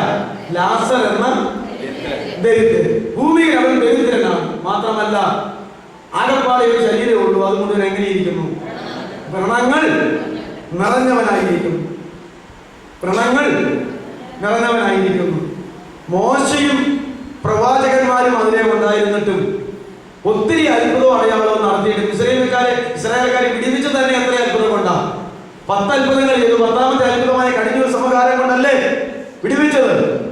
എന്നിട്ട് ഇവന്റെ വ്രണമൊന്ന് മാറ്റാൻ ഒരു ഹീലിംഗ് മിനിസ്ട്രി പോലെ നടത്താൻ ഇതിനൊക്കെ കഴിഞ്ഞല്ലോ എന്ന് ഞാൻ ഓർക്കാറുണ്ട്. ആരുടെ? ലാസറിന്റെ. ഈ ലാസർ എവിടെയുള്ളവനാ? ലാസറും ഈ കമ്പനി പെട്ടതാ, ഈ ജാതി പെട്ടതാ.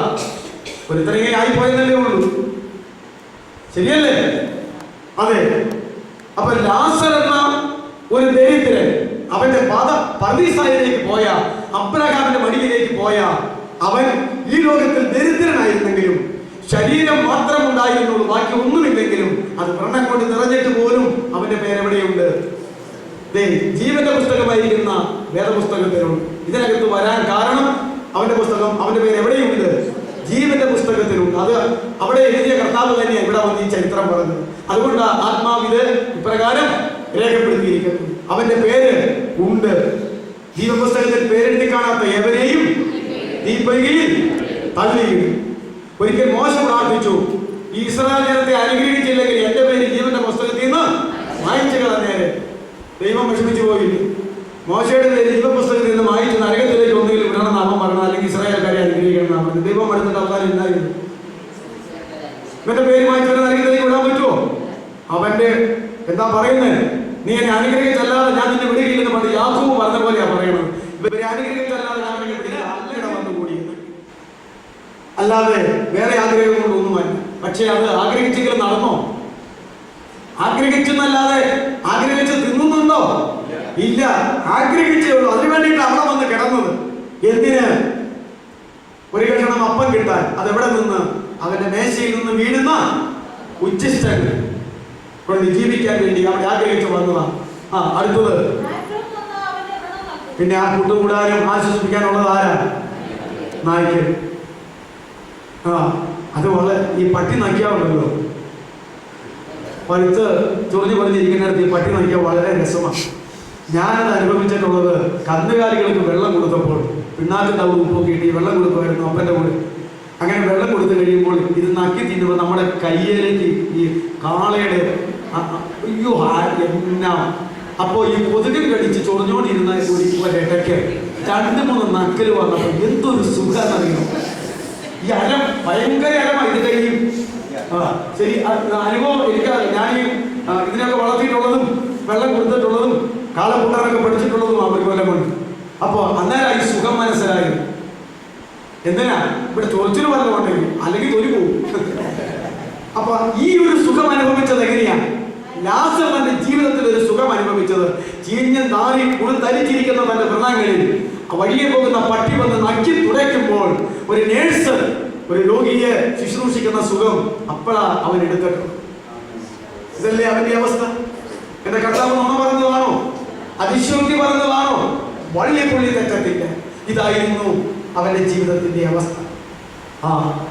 അവന്റെ പേരവിടെ പറഞ്ഞിട്ടുണ്ട്. പക്ഷെ അവന്റെ ജീവിതം, അവൻ ദരിദ്രനായിരുന്നു. അവൻ കിടന്നത് അവന്റെ പടിക്കലാണ് കിടന്നത്. ഉച്ഛിഷ്ടം തിന്നാൻ വേണ്ടി കേട്ടാ, പക്ഷെ അത് കിട്ടിയില്ല. ഒരു മനുഷ്യനും അവനെ നോക്കിയില്ല. അതിലെ നടക്കുന്ന തെരുവ് നായ്ക്കളാണ് അവനെ ശുശ്രൂഷിച്ചിട്ട് ഉള്ളത്, അവന് കൂട്ടുകൂടാനായിട്ടുള്ളത് എന്നുള്ളത് വളരെ വ്യക്തമായിട്ട് രേഖപ്പെടുത്തിയിരിക്കുന്നു. ഇതിന് ഇത്രമാത്രം താഴോട്ട് പോകാവുന്ന ഒരു മനുഷ്യന്റെ ചരിത്രം പറയാൻ ഇനി കർത്താവിന് ഇല്ല. എന്നാൽ അത്രമാത്രം ഉന്നതാവസ്ഥയിൽ ജീവിക്കുന്ന ഒരു മനുഷ്യന്റെ ചരിത്രം പറയുവാനും ഇനി കർത്താവിന് ഇല്ല. ഇതാണ് എന്റെ യാഥാർത്ഥ്യം. ബാക്കി വായിച്ച്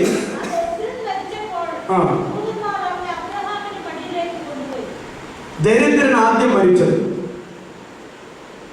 ദരിദ്രൻ മരിച്ചപ്പോൾ എന്ത് ചെയ്തു? ആര്? ഒറ്റയെണ്ണ എടുക്കോ? ജീവനോടിരുന്നപ്പോൾ അടുത്തില്ല, പിന്നെ മരിക്കുമ്പോ എടുക്കോ? വേദ പണ്ഡിതന്മാരിങ്ങനെ വ്യാഖ്യാനത്തിൽ പറഞ്ഞിട്ടുണ്ട്, ശവാടയ്ക്ക് വരെ നടന്നിട്ടില്ല. അങ്ങനെ പറയാൻ കാരണം അടുത്ത ഭാഗത്ത് വായിച്ചേ. ധനവാനും മരിച്ചു. അവിടെ എന്താ പറഞ്ഞേക്കുന്നത്? അടക്കപ്പെട്ടു. കെങ്കേമമായ ശവസംസ്കാരം. എന്താ പറയുന്നത്? നാട് നടുങ്ങുന്ന ശവസംസ്കാരം. ഞാൻ പണ്ട് തൊടുപുഴ ടൗണിൽ പോകുമ്പോൾ ഒരു കത്തോലിക്ക ബിഷപ്പ് അവിടെ പ്രദക്ഷിണത്തിന് അല്ല പെരുന്നാളിന് ഒരു കത്തോലിക്ക അച്ഛൻ പ്രസംഗിക്കുന്നില്ല. വാചാലമായ മനോഹരമായ പ്രസംഗം വർഷങ്ങളാണ് എന്റെ മനസ്സിൽ ഇപ്പോൾ ഇരിക്കുന്നു. അദ്ദേഹം വിളിച്ചു പറയുകയാ, വളരെ ഒരു കിലോമീറ്റർ അകലത്തിലൂടെ പ്രസംഗം കേൾക്കാം. പാവപ്പെട്ടവന്റെ മരണവും പണക്കാരന്റെ പാവവും ഈ ലോകത്തിൽ ഒരുത്തനും അറിയത്തില്ല. ശരിയല്ലേ? ശരിയാ. അത് ഞാനും എടുത്ത് പറയാറുണ്ട്. ഞാൻ ആദ്യം കേൾക്കുന്നതാ. പാവപ്പെട്ടവന്റെ മരണം ഈ നാട്ടുകാർ അറിയത്തില്ല, പണക്കാരന്റെ പാപവും ഈ നാട് അറിയത്തില്ല. മതസംവിധാനം അത് മറച്ചു വെക്കുന്ന മതസംവിധാനമാണ്. മറ്റേ രാജ്യത്തിന്റെ നീതി സമാധാന പരിപാലക ഡിപ്പാർട്ട്മെന്റുകാരും ഇത് മറച്ചു വെക്കാൻ കൂട്ടുകൂടുന്നവരാ. എന്റെ അമ്മയുള്ളവർ പറക്കും പണത്തിന് മീതെ മരുന്നും പറക്കും. ഒരാൾ വെച്ച് എന്നെ കൊച്ചാന്നാ വിളിച്ചത്. ചൊല്ലെന്നാന്ന് വിചാരിക്കുക, പണത്തിന് മീതെ പരുന്നും പറക്കത്തില്ല. ആ അപ്പൊ എന്നാണ് എനിക്ക് ഇന്നും മനസ്സിലായിട്ടില്ല. പിന്നെ എന്റെ അഭിപ്രായം ഏറ്റവും ഉയരത്തിൽ പറക്കുന്ന ഒരു പക്ഷി ഏതാ? ഈ പരുന്ത് കഴിക്കുന്നൊക്കെ പറയുന്ന. പക്ഷെ ഭൂമിയിൽ പണത്തിന്റെ മുമ്പരാന്ന് കണ്ട ആ പുള്ളിയും അതിനകത്ത് പറക്കാതെ മാറിപ്പോകും. പണത്തോട് അത്ര സ്നേഹമാണ്. അതിന്റെ സ്വാധീനത്തെ കുറിച്ചായിരിക്കും പറഞ്ഞത്, എനിക്ക് അറിയത്തില്ല. പണത്തിന്റെ മീതെ പരുന്തും പറക്കത്തില്ല. ഞാൻ ഒരിക്കൽ ബീച്ചിൽ ഒരു സ്ഥലത്ത് ചെയ്യുമ്പോൾ എൻ്റെ സ്വന്തപ്പെട്ട ആളുകൾ ഏതാണ്ട് വലിയ വാഗ്വാദത്തിനിടയ്ക്ക് ഞാൻ ആളെ കണ്ടുകൊണ്ട് അവിടെ കയറിയതാണ്. അപ്പൊ പറയുകയാണ്, ഈ തമിഴിലാകാണ്ട് വന്നു കേരള പോലീസ്, എന്തുതാൻ പോലീസ്, കുട്ടിക്കതാഴെ പോലീസ്, അടിപൊളി പോലീസ്. തമിഴന്മാര് നമ്മുടെ പോലീസിനോട് അതിനകത്ത് നേവിക്കാർ പോലീസുകാരുടെ അവിടെ കുസ്തിയാണ് പത്രത്തിൽ പറഞ്ഞത് കൊച്ചിയിലെ. തമിഴ്നാട്ടുകാർ വന്നിട്ട് നമ്മുടെ പോലീസിനോട് വെക്കിട്ട് കയറിയത് ആ ബീച്ചിൽ വെച്ച്. കേരള പോലീസ് എന്ത് താൻ പോലീസ്, തുട്ടുക്ക് ഇങ്ങനെയാണ്, തുട്ടുക്ക് താഴെ പോലീസ് കൊടുത്തു പോയി. അപ്പൊ തമിഴ്നാട്ടുകാരുടെ ഭാഷയിൽ കേരള പോലീസ് എന്തൊക്കെ പോലെ തുട്ട് കിട്ടുമ്പോൾ മറിയുന്ന പോലീസാണ് പിടിച്ചു പറഞ്ഞത്. അവൻ അടികൊണ്ടെങ്കിൽ ഞാൻ പറഞ്ഞത്, പാവപ്പെട്ടവന്റെ മരണം എവിടെ അറിയും, ആരറിയും? എന്തുകൊണ്ട് പാവപ്പെട്ടവന്റെ മരണം? ഈ ലാസറിനെ പോലെയുള്ളവന്റെ അതല്ലേ പാവപ്പെട്ടവനാ? അതല്ലേ പാവപ്പെട്ടവൻ? അതല്ലേ ദരിദ്രന്മാരിൽ ദരിദ്രൻ? അവന്റെ മരണം കൂടി ആരറിയും? ഒരുത്തിനും അറിയാനില്ല. പണക്കാരുടെ പാവം അത് ഈ ലോകത്തിൽ വെളിപ്പെടില്ല, ഈ ലോകത്തിൽ വെളിപ്പെടില്ല. പക്ഷേ എന്റെ കർത്താവിന്റെ ന്യായാസനത്തിന് മുമ്പാകെ പണക്കാരന്റെയും പാവപ്പെട്ടവന്റെയും മരണത്തെ അവൻ അറിയുകയും അതുപോലെ തന്നെ അവന്റെ പാപത്തെ അറിയുകയും ചെയ്യുന്ന ഒരു ന്യായാധിപനായ യേശുവിനെ താമസമിന് ഭൂലോകം കൂട്ടിമുട്ടാനായിട്ട് പോവുകയാണ്. ശരിയല്ലേ? അതെ, അതാണല്ലോ ഇത് രണ്ടിന്റെ ചരിത്രയുടെ പറയാനായിട്ടിടയായത്. രണ്ടിനെ മരിച്ചു കഴിഞ്ഞിട്ട് ആരെ കൈകാര്യം ചെയ്തത്? നമ്മുടെ കർത്താവ് തന്നെ കൈകാര്യം ചെയ്തത്. മരിച്ചപ്പോൾ ചെന്നവളെ പറഞ്ഞു, ഇവനെ ആ പാതാളത്തിലേക്ക് കൊണ്ടിട്ടേക്കാൻ പറഞ്ഞു ദൂതന്മാരോട്. അങ്ങനെ ചെല്ലുന്ന വഴിക്ക് മറ്റവരോട് പറഞ്ഞു, ഇവരെ അബ്രഹാമിന്റെ മടിയിലേക്ക് രണ്ട് സ്ഥലത്ത് ആക്കിയ ആളായി ഇപ്പൊ മനുഷ്യനായി ഇവിടെ വന്ന് ഈ ചരിത്രം പറയുന്നത് ചുമ്മാതെയല്ല. അതുകൊണ്ട് എന്താ സംഭവിച്ചത്? ദരിദ്രന്റെ അവസ്ഥ. ക്രിസ്ത്യാനി എന്ന് പറയുന്ന നമ്മൾ, ദൈവമക്കൾ എന്ന് പറയുന്ന നമ്മൾ, പാവപ്പെട്ടവന്റെ അവസ്ഥ അറിയേണ്ടതല്ലേ ഈ ലോകത്തിൽ? കർത്താവ് പോലും പറഞ്ഞല്ലോ, ഞാൻ രോഗിയായിരുന്നു, നിങ്ങൾ എന്നെ വന്ന് കണ്ടു. ഞാൻ തടവിലായിരുന്നു, നിങ്ങൾ എന്നെ വന്ന് കണ്ടു, സന്ദർശിച്ചു. എനിക്ക് വിശന്നു, നിങ്ങൾ എനിക്ക് ഭക്ഷിപ്പാൻ തന്നു. ദാഹിച്ചു, നിങ്ങൾ എനിക്ക് കുടിപ്പാൻ തന്നു. നഗ്നനായിരുന്നു, നിങ്ങൾ എന്നെ കുടിപ്പിച്ചു. ഈ ലോകത്തിൽ ഇങ്ങനെ കാണുന്ന കാര്യങ്ങളാണ് പറയുന്നത്. അപ്പൊ അവർ ചോദിച്ചു, നിങ്ങളുടെ ജീവിതത്തിൽ നീ ഞങ്ങളെ കണ്ടിട്ടുള്ളൂ, നീ എന്തായി പറയുന്നത്? അല്ല, ഇവിടെയുള്ള ഈ ചെറിയവരുടെ ഉന്നതത്തിന് നിങ്ങൾ ഇപ്രകാരമുള്ള ഒരു ചെറിയവർ നിങ്ങൾ ചെയ്തതെല്ലാം എനിക്കാ ചെയ്തത് അല്ലേ? അതുകൊണ്ട് വലത്ത് ഭാഗത്തുള്ളവരെ ആ രാജ്യത്തിലേക്ക് വിട്ടു. ഇടത്ത് ഭാഗത്തുള്ളവർ ഞാൻ ഇങ്ങനെയായിരുന്നു, നീ ഒന്നും ചെയ്തില്ലല്ലോ എന്ന് പറഞ്ഞപ്പം, അങ്ങനെ ഞങ്ങളുടെ ജീവിതകാലത്ത് നിന്നെ ഞങ്ങൾ കണ്ടിട്ടില്ലല്ലോ, കണ്ടെങ്കിൽ ഞങ്ങൾ ചെയ്യുമായിരുന്നു. അപ്പോഴാ പറഞ്ഞത്, ഒരു ചെറിയവന് നിങ്ങൾ ചെയ്യാതിരുന്നതെല്ലാം എനിക്കാണ് ചെയ്യാതിരുന്നത്. ലാസർമാർ നമുക്ക് പാർക്കുന്ന സ്ഥലത്തുണ്ടോ? ദരിദ്രന്മാർ തമ്മിൽ പാർക്കുന്ന സ്ഥലത്തുണ്ടോ? കൊള്ളാൻ പറഞ്ഞവരുണ്ടോ? ലാസറിന് തുല്യമുള്ള ആളുകളുണ്ടോ? ഇതെന്തിനു വേണ്ടി ആക്കി വെച്ചു? ഞാൻ നിങ്ങളോട് ചോദിക്കട്ടെ, സ്വർഗത്തിൽ ചെന്നപ്പോൾ ഒരാൾ എഴുതിയിരിക്കുകയാ, എടാ നീ ഇവിടെ വരാൻ എങ്ങനെയാ കാരണമായത്? അതേ, ഞാൻ എന്റെ ജീവിതകാലം മുഴുവൻ കിടന്നത് പാലസ്തീനിലെ ഒരു കോടീശ്വരന്റെ വീട്ടു പഠിക്കല. അതിനുള്ള യോഗം എനിക്ക് ഉണ്ടാകണം, അതുകൊണ്ടാണ് ഞാൻ ഇവിടെ വന്നത്.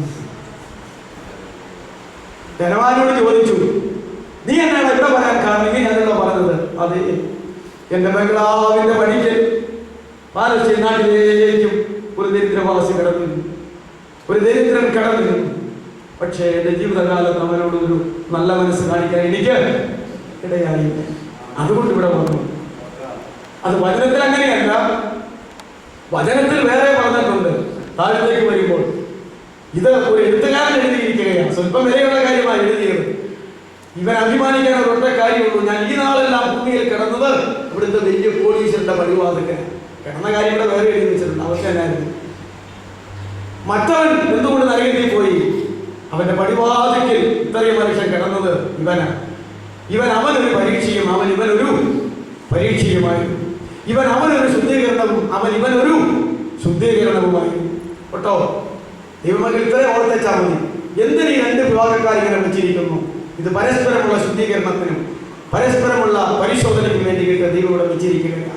അത്രയേ ഉള്ളൂ, അല്ലാതെ വേറെ ഒരു കാര്യത്തിനും. ഈ സമയം ഈ പരിശോധനയിൽ വിജയിപ്പാനും ഈ ശുദ്ധീകരണ പ്രക്രിയയിലൂടെ നാം കടന്നു പോകാനും ഇടയാകേണ്ടതാണ്. ഇതിനേക്കാൾ ഒരു ദുരന്തം ഈ യോബിന്റെ കുടുംബത്തിന് വന്നല്ലോ. അവസാനം അവൻ ശോധനകളിൽ കൂടെ കടന്നുപോയി അവൻ അവന്റെ അവകാശം നേടി, അല്ലേ? അവകാശം നേടി. നമുക്കിപ്പോൾ അവസാനിപ്പിക്കാം. ഒരു വാക്യം കൂടെ വായിച്ചാട്ടെ.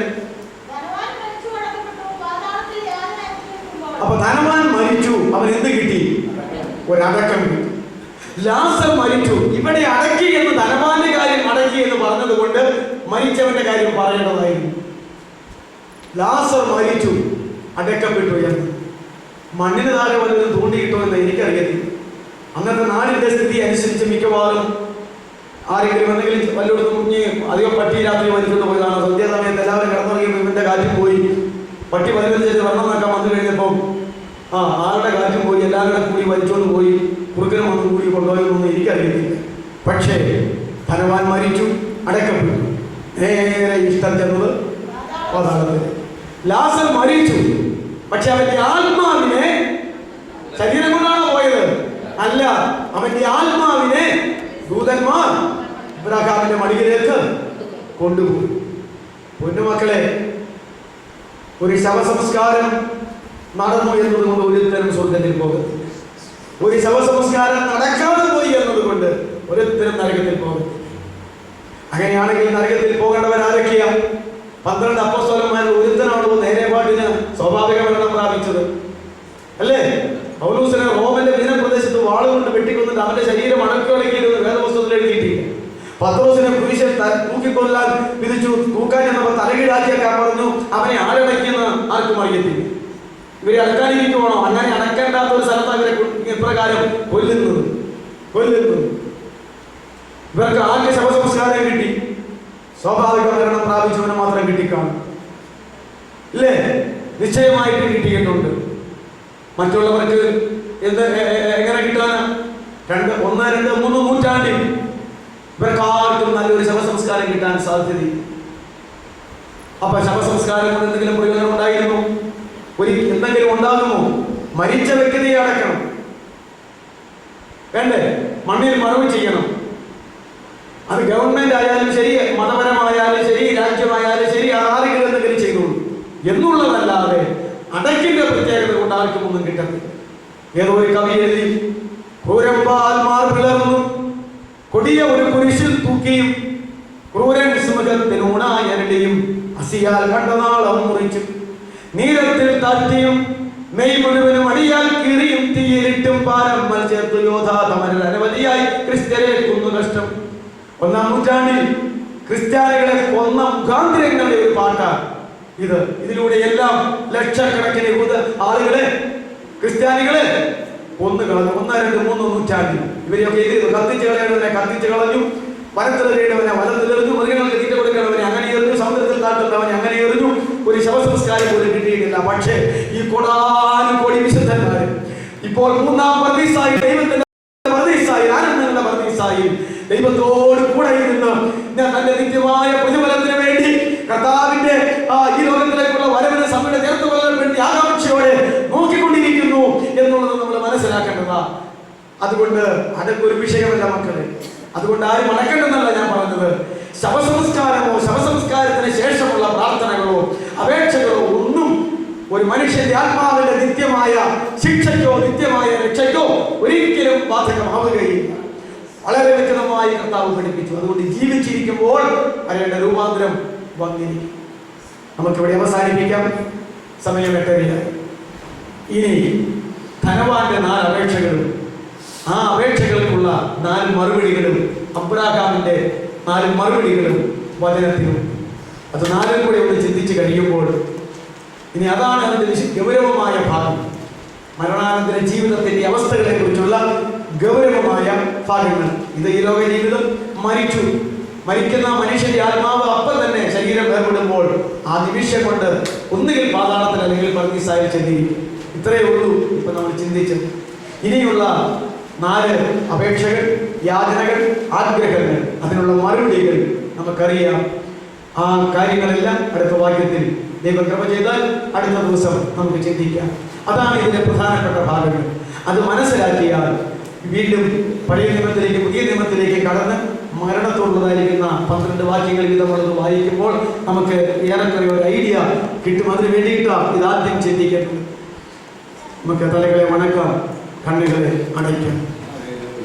ഈ ലോക ജീവിതത്തിനായി ഇപ്പോൾ ദൈവം നമ്മെ വിളിച്ച് ദൈവകൃപയിലാക്കിയിരിക്കുന്നു. മരിക്കാതിരിക്കുന്നത് ജീവിക്കാനുള്ള കൃപ തന്നതുകൊണ്ട് ഇപ്പോൾ ജീവിക്കാനുള്ള കൃപയിലാക്കിയിരിക്കുന്നു. ജീവിക്കാനുള്ള കൃപ നമ്മളെ എടുത്തിട്ട് എപ്പോൾ മരിക്കും ആ നേരം മരണത്തിലുള്ള കൃപ തരും.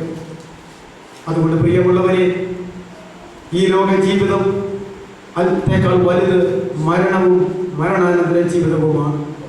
എന്നാൽ മരണത്തെയും മരണാനന്തര ജീവിതത്തെയും രൂപാന്തരപ്പെടുത്തുന്നത് ഈ ലോകത്തിൽ ജീവിക്കുമ്പോൾ മാത്രമായിരിക്കും. അതിൻ്റെ താഴെ പറയുന്നു, പിന്നീട് ചിന്തിക്കുന്നതാ, ധനവാനായതുകൊണ്ട് പാതാളത്തിൽ പോയതല്ല, ദരിദ്രനായതുകൊണ്ട് സ്വർഗത്തിൽ പോയതുമല്ല. പിന്നെയോ മാനസാന്തരപ്പെട്ടതുകൊണ്ട് മാത്രം ലാസർ അബ്രഹാമിന്റെ മടിയിലേക്ക് പോയെന്നും മാനസാന്തരപ്പെടാത്തത് കൊണ്ട് മാത്രം ധനവാൻ പാതാളത്തിൽ പോയെന്നും അതിൻ്റെ അവസാനം പറഞ്ഞിരിക്കുന്നു. പ്രിയ ദൈവമക്കളെ, കർത്താവായ യേശു ക്രിസ്തുവിൽ കൂടിയുള്ള പുതുജനനം, വീണ്ടും ജനനം, രക്ഷ, നീതീകരണം, മാനസാന്തരം, ആത്മരക്ഷ എന്നിവ പ്രാപിച്ച് കർത്താവായിരിക്കുന്ന യേശു ക്രിസ്തുവിനെ ജീവിതം സമർപ്പിച്ച് ഈ ലോകത്തിൽ ദൈവം തമ്പുരാൻ നമുക്ക് നൽകുന്ന ആയുസ്സും ആരോഗ്യവും മുഴുവൻ ദൈവരാജ്യത്തിന് വേണ്ടി ജീവിച്ച്, ദൈവത്തിന് വേണ്ടി ജീവിച്ച് ഫലകരമായ ഒരു ജീവിതം പ്രാപിപ്പാൻ മരിച്ചവരിൽ നിന്ന് ആദ്യം ഉയർത്ത കർത്താവായിരിക്കുന്ന യേശുക്രിസ്തുവിലൂടെ മരിച്ചാലും ജീവിച്ചാലും രൂപാന്തരപ്പെട്ട് കർത്താവിനുള്ളവരായി തീർന്ന് സ്വർഗത്തിന് അവകാശം പറയുവാൻ ഈ ശബ്ദം കേട്ടുകൊണ്ടിരിക്കുന്ന ഞാനും നിങ്ങൾക്കും ഇടയായെങ്കിൽ അതത്രേ നമ്മുടെ ശ്രേഷ്ഠമായ മാർഗം. ഇത് കുന്നുമേലച്ചൻ്റെ അല്ല, ഒരു പ്രാസംഗികയും അല്ല, ഒരു പണ്ഡിതന്റെയും അല്ല. എനിക്ക് നിനക്കും വേണ്ടി കാൽവറിയിൽ ജീവൻ വെച്ച കർത്താവായിരിക്കുന്ന യേശുവിന്റെ തിരുവായിലൂടെ കടന്നു വന്ന അന്ത്യമൊഴികൾ. ആകാശഭൂമികൾ മാറിയാലും ഈ വിഷയങ്ങൾക്ക് യാതൊരു മാറ്റവും ഒരു കാലത്തും സംഭവിക്കുകയില്ല.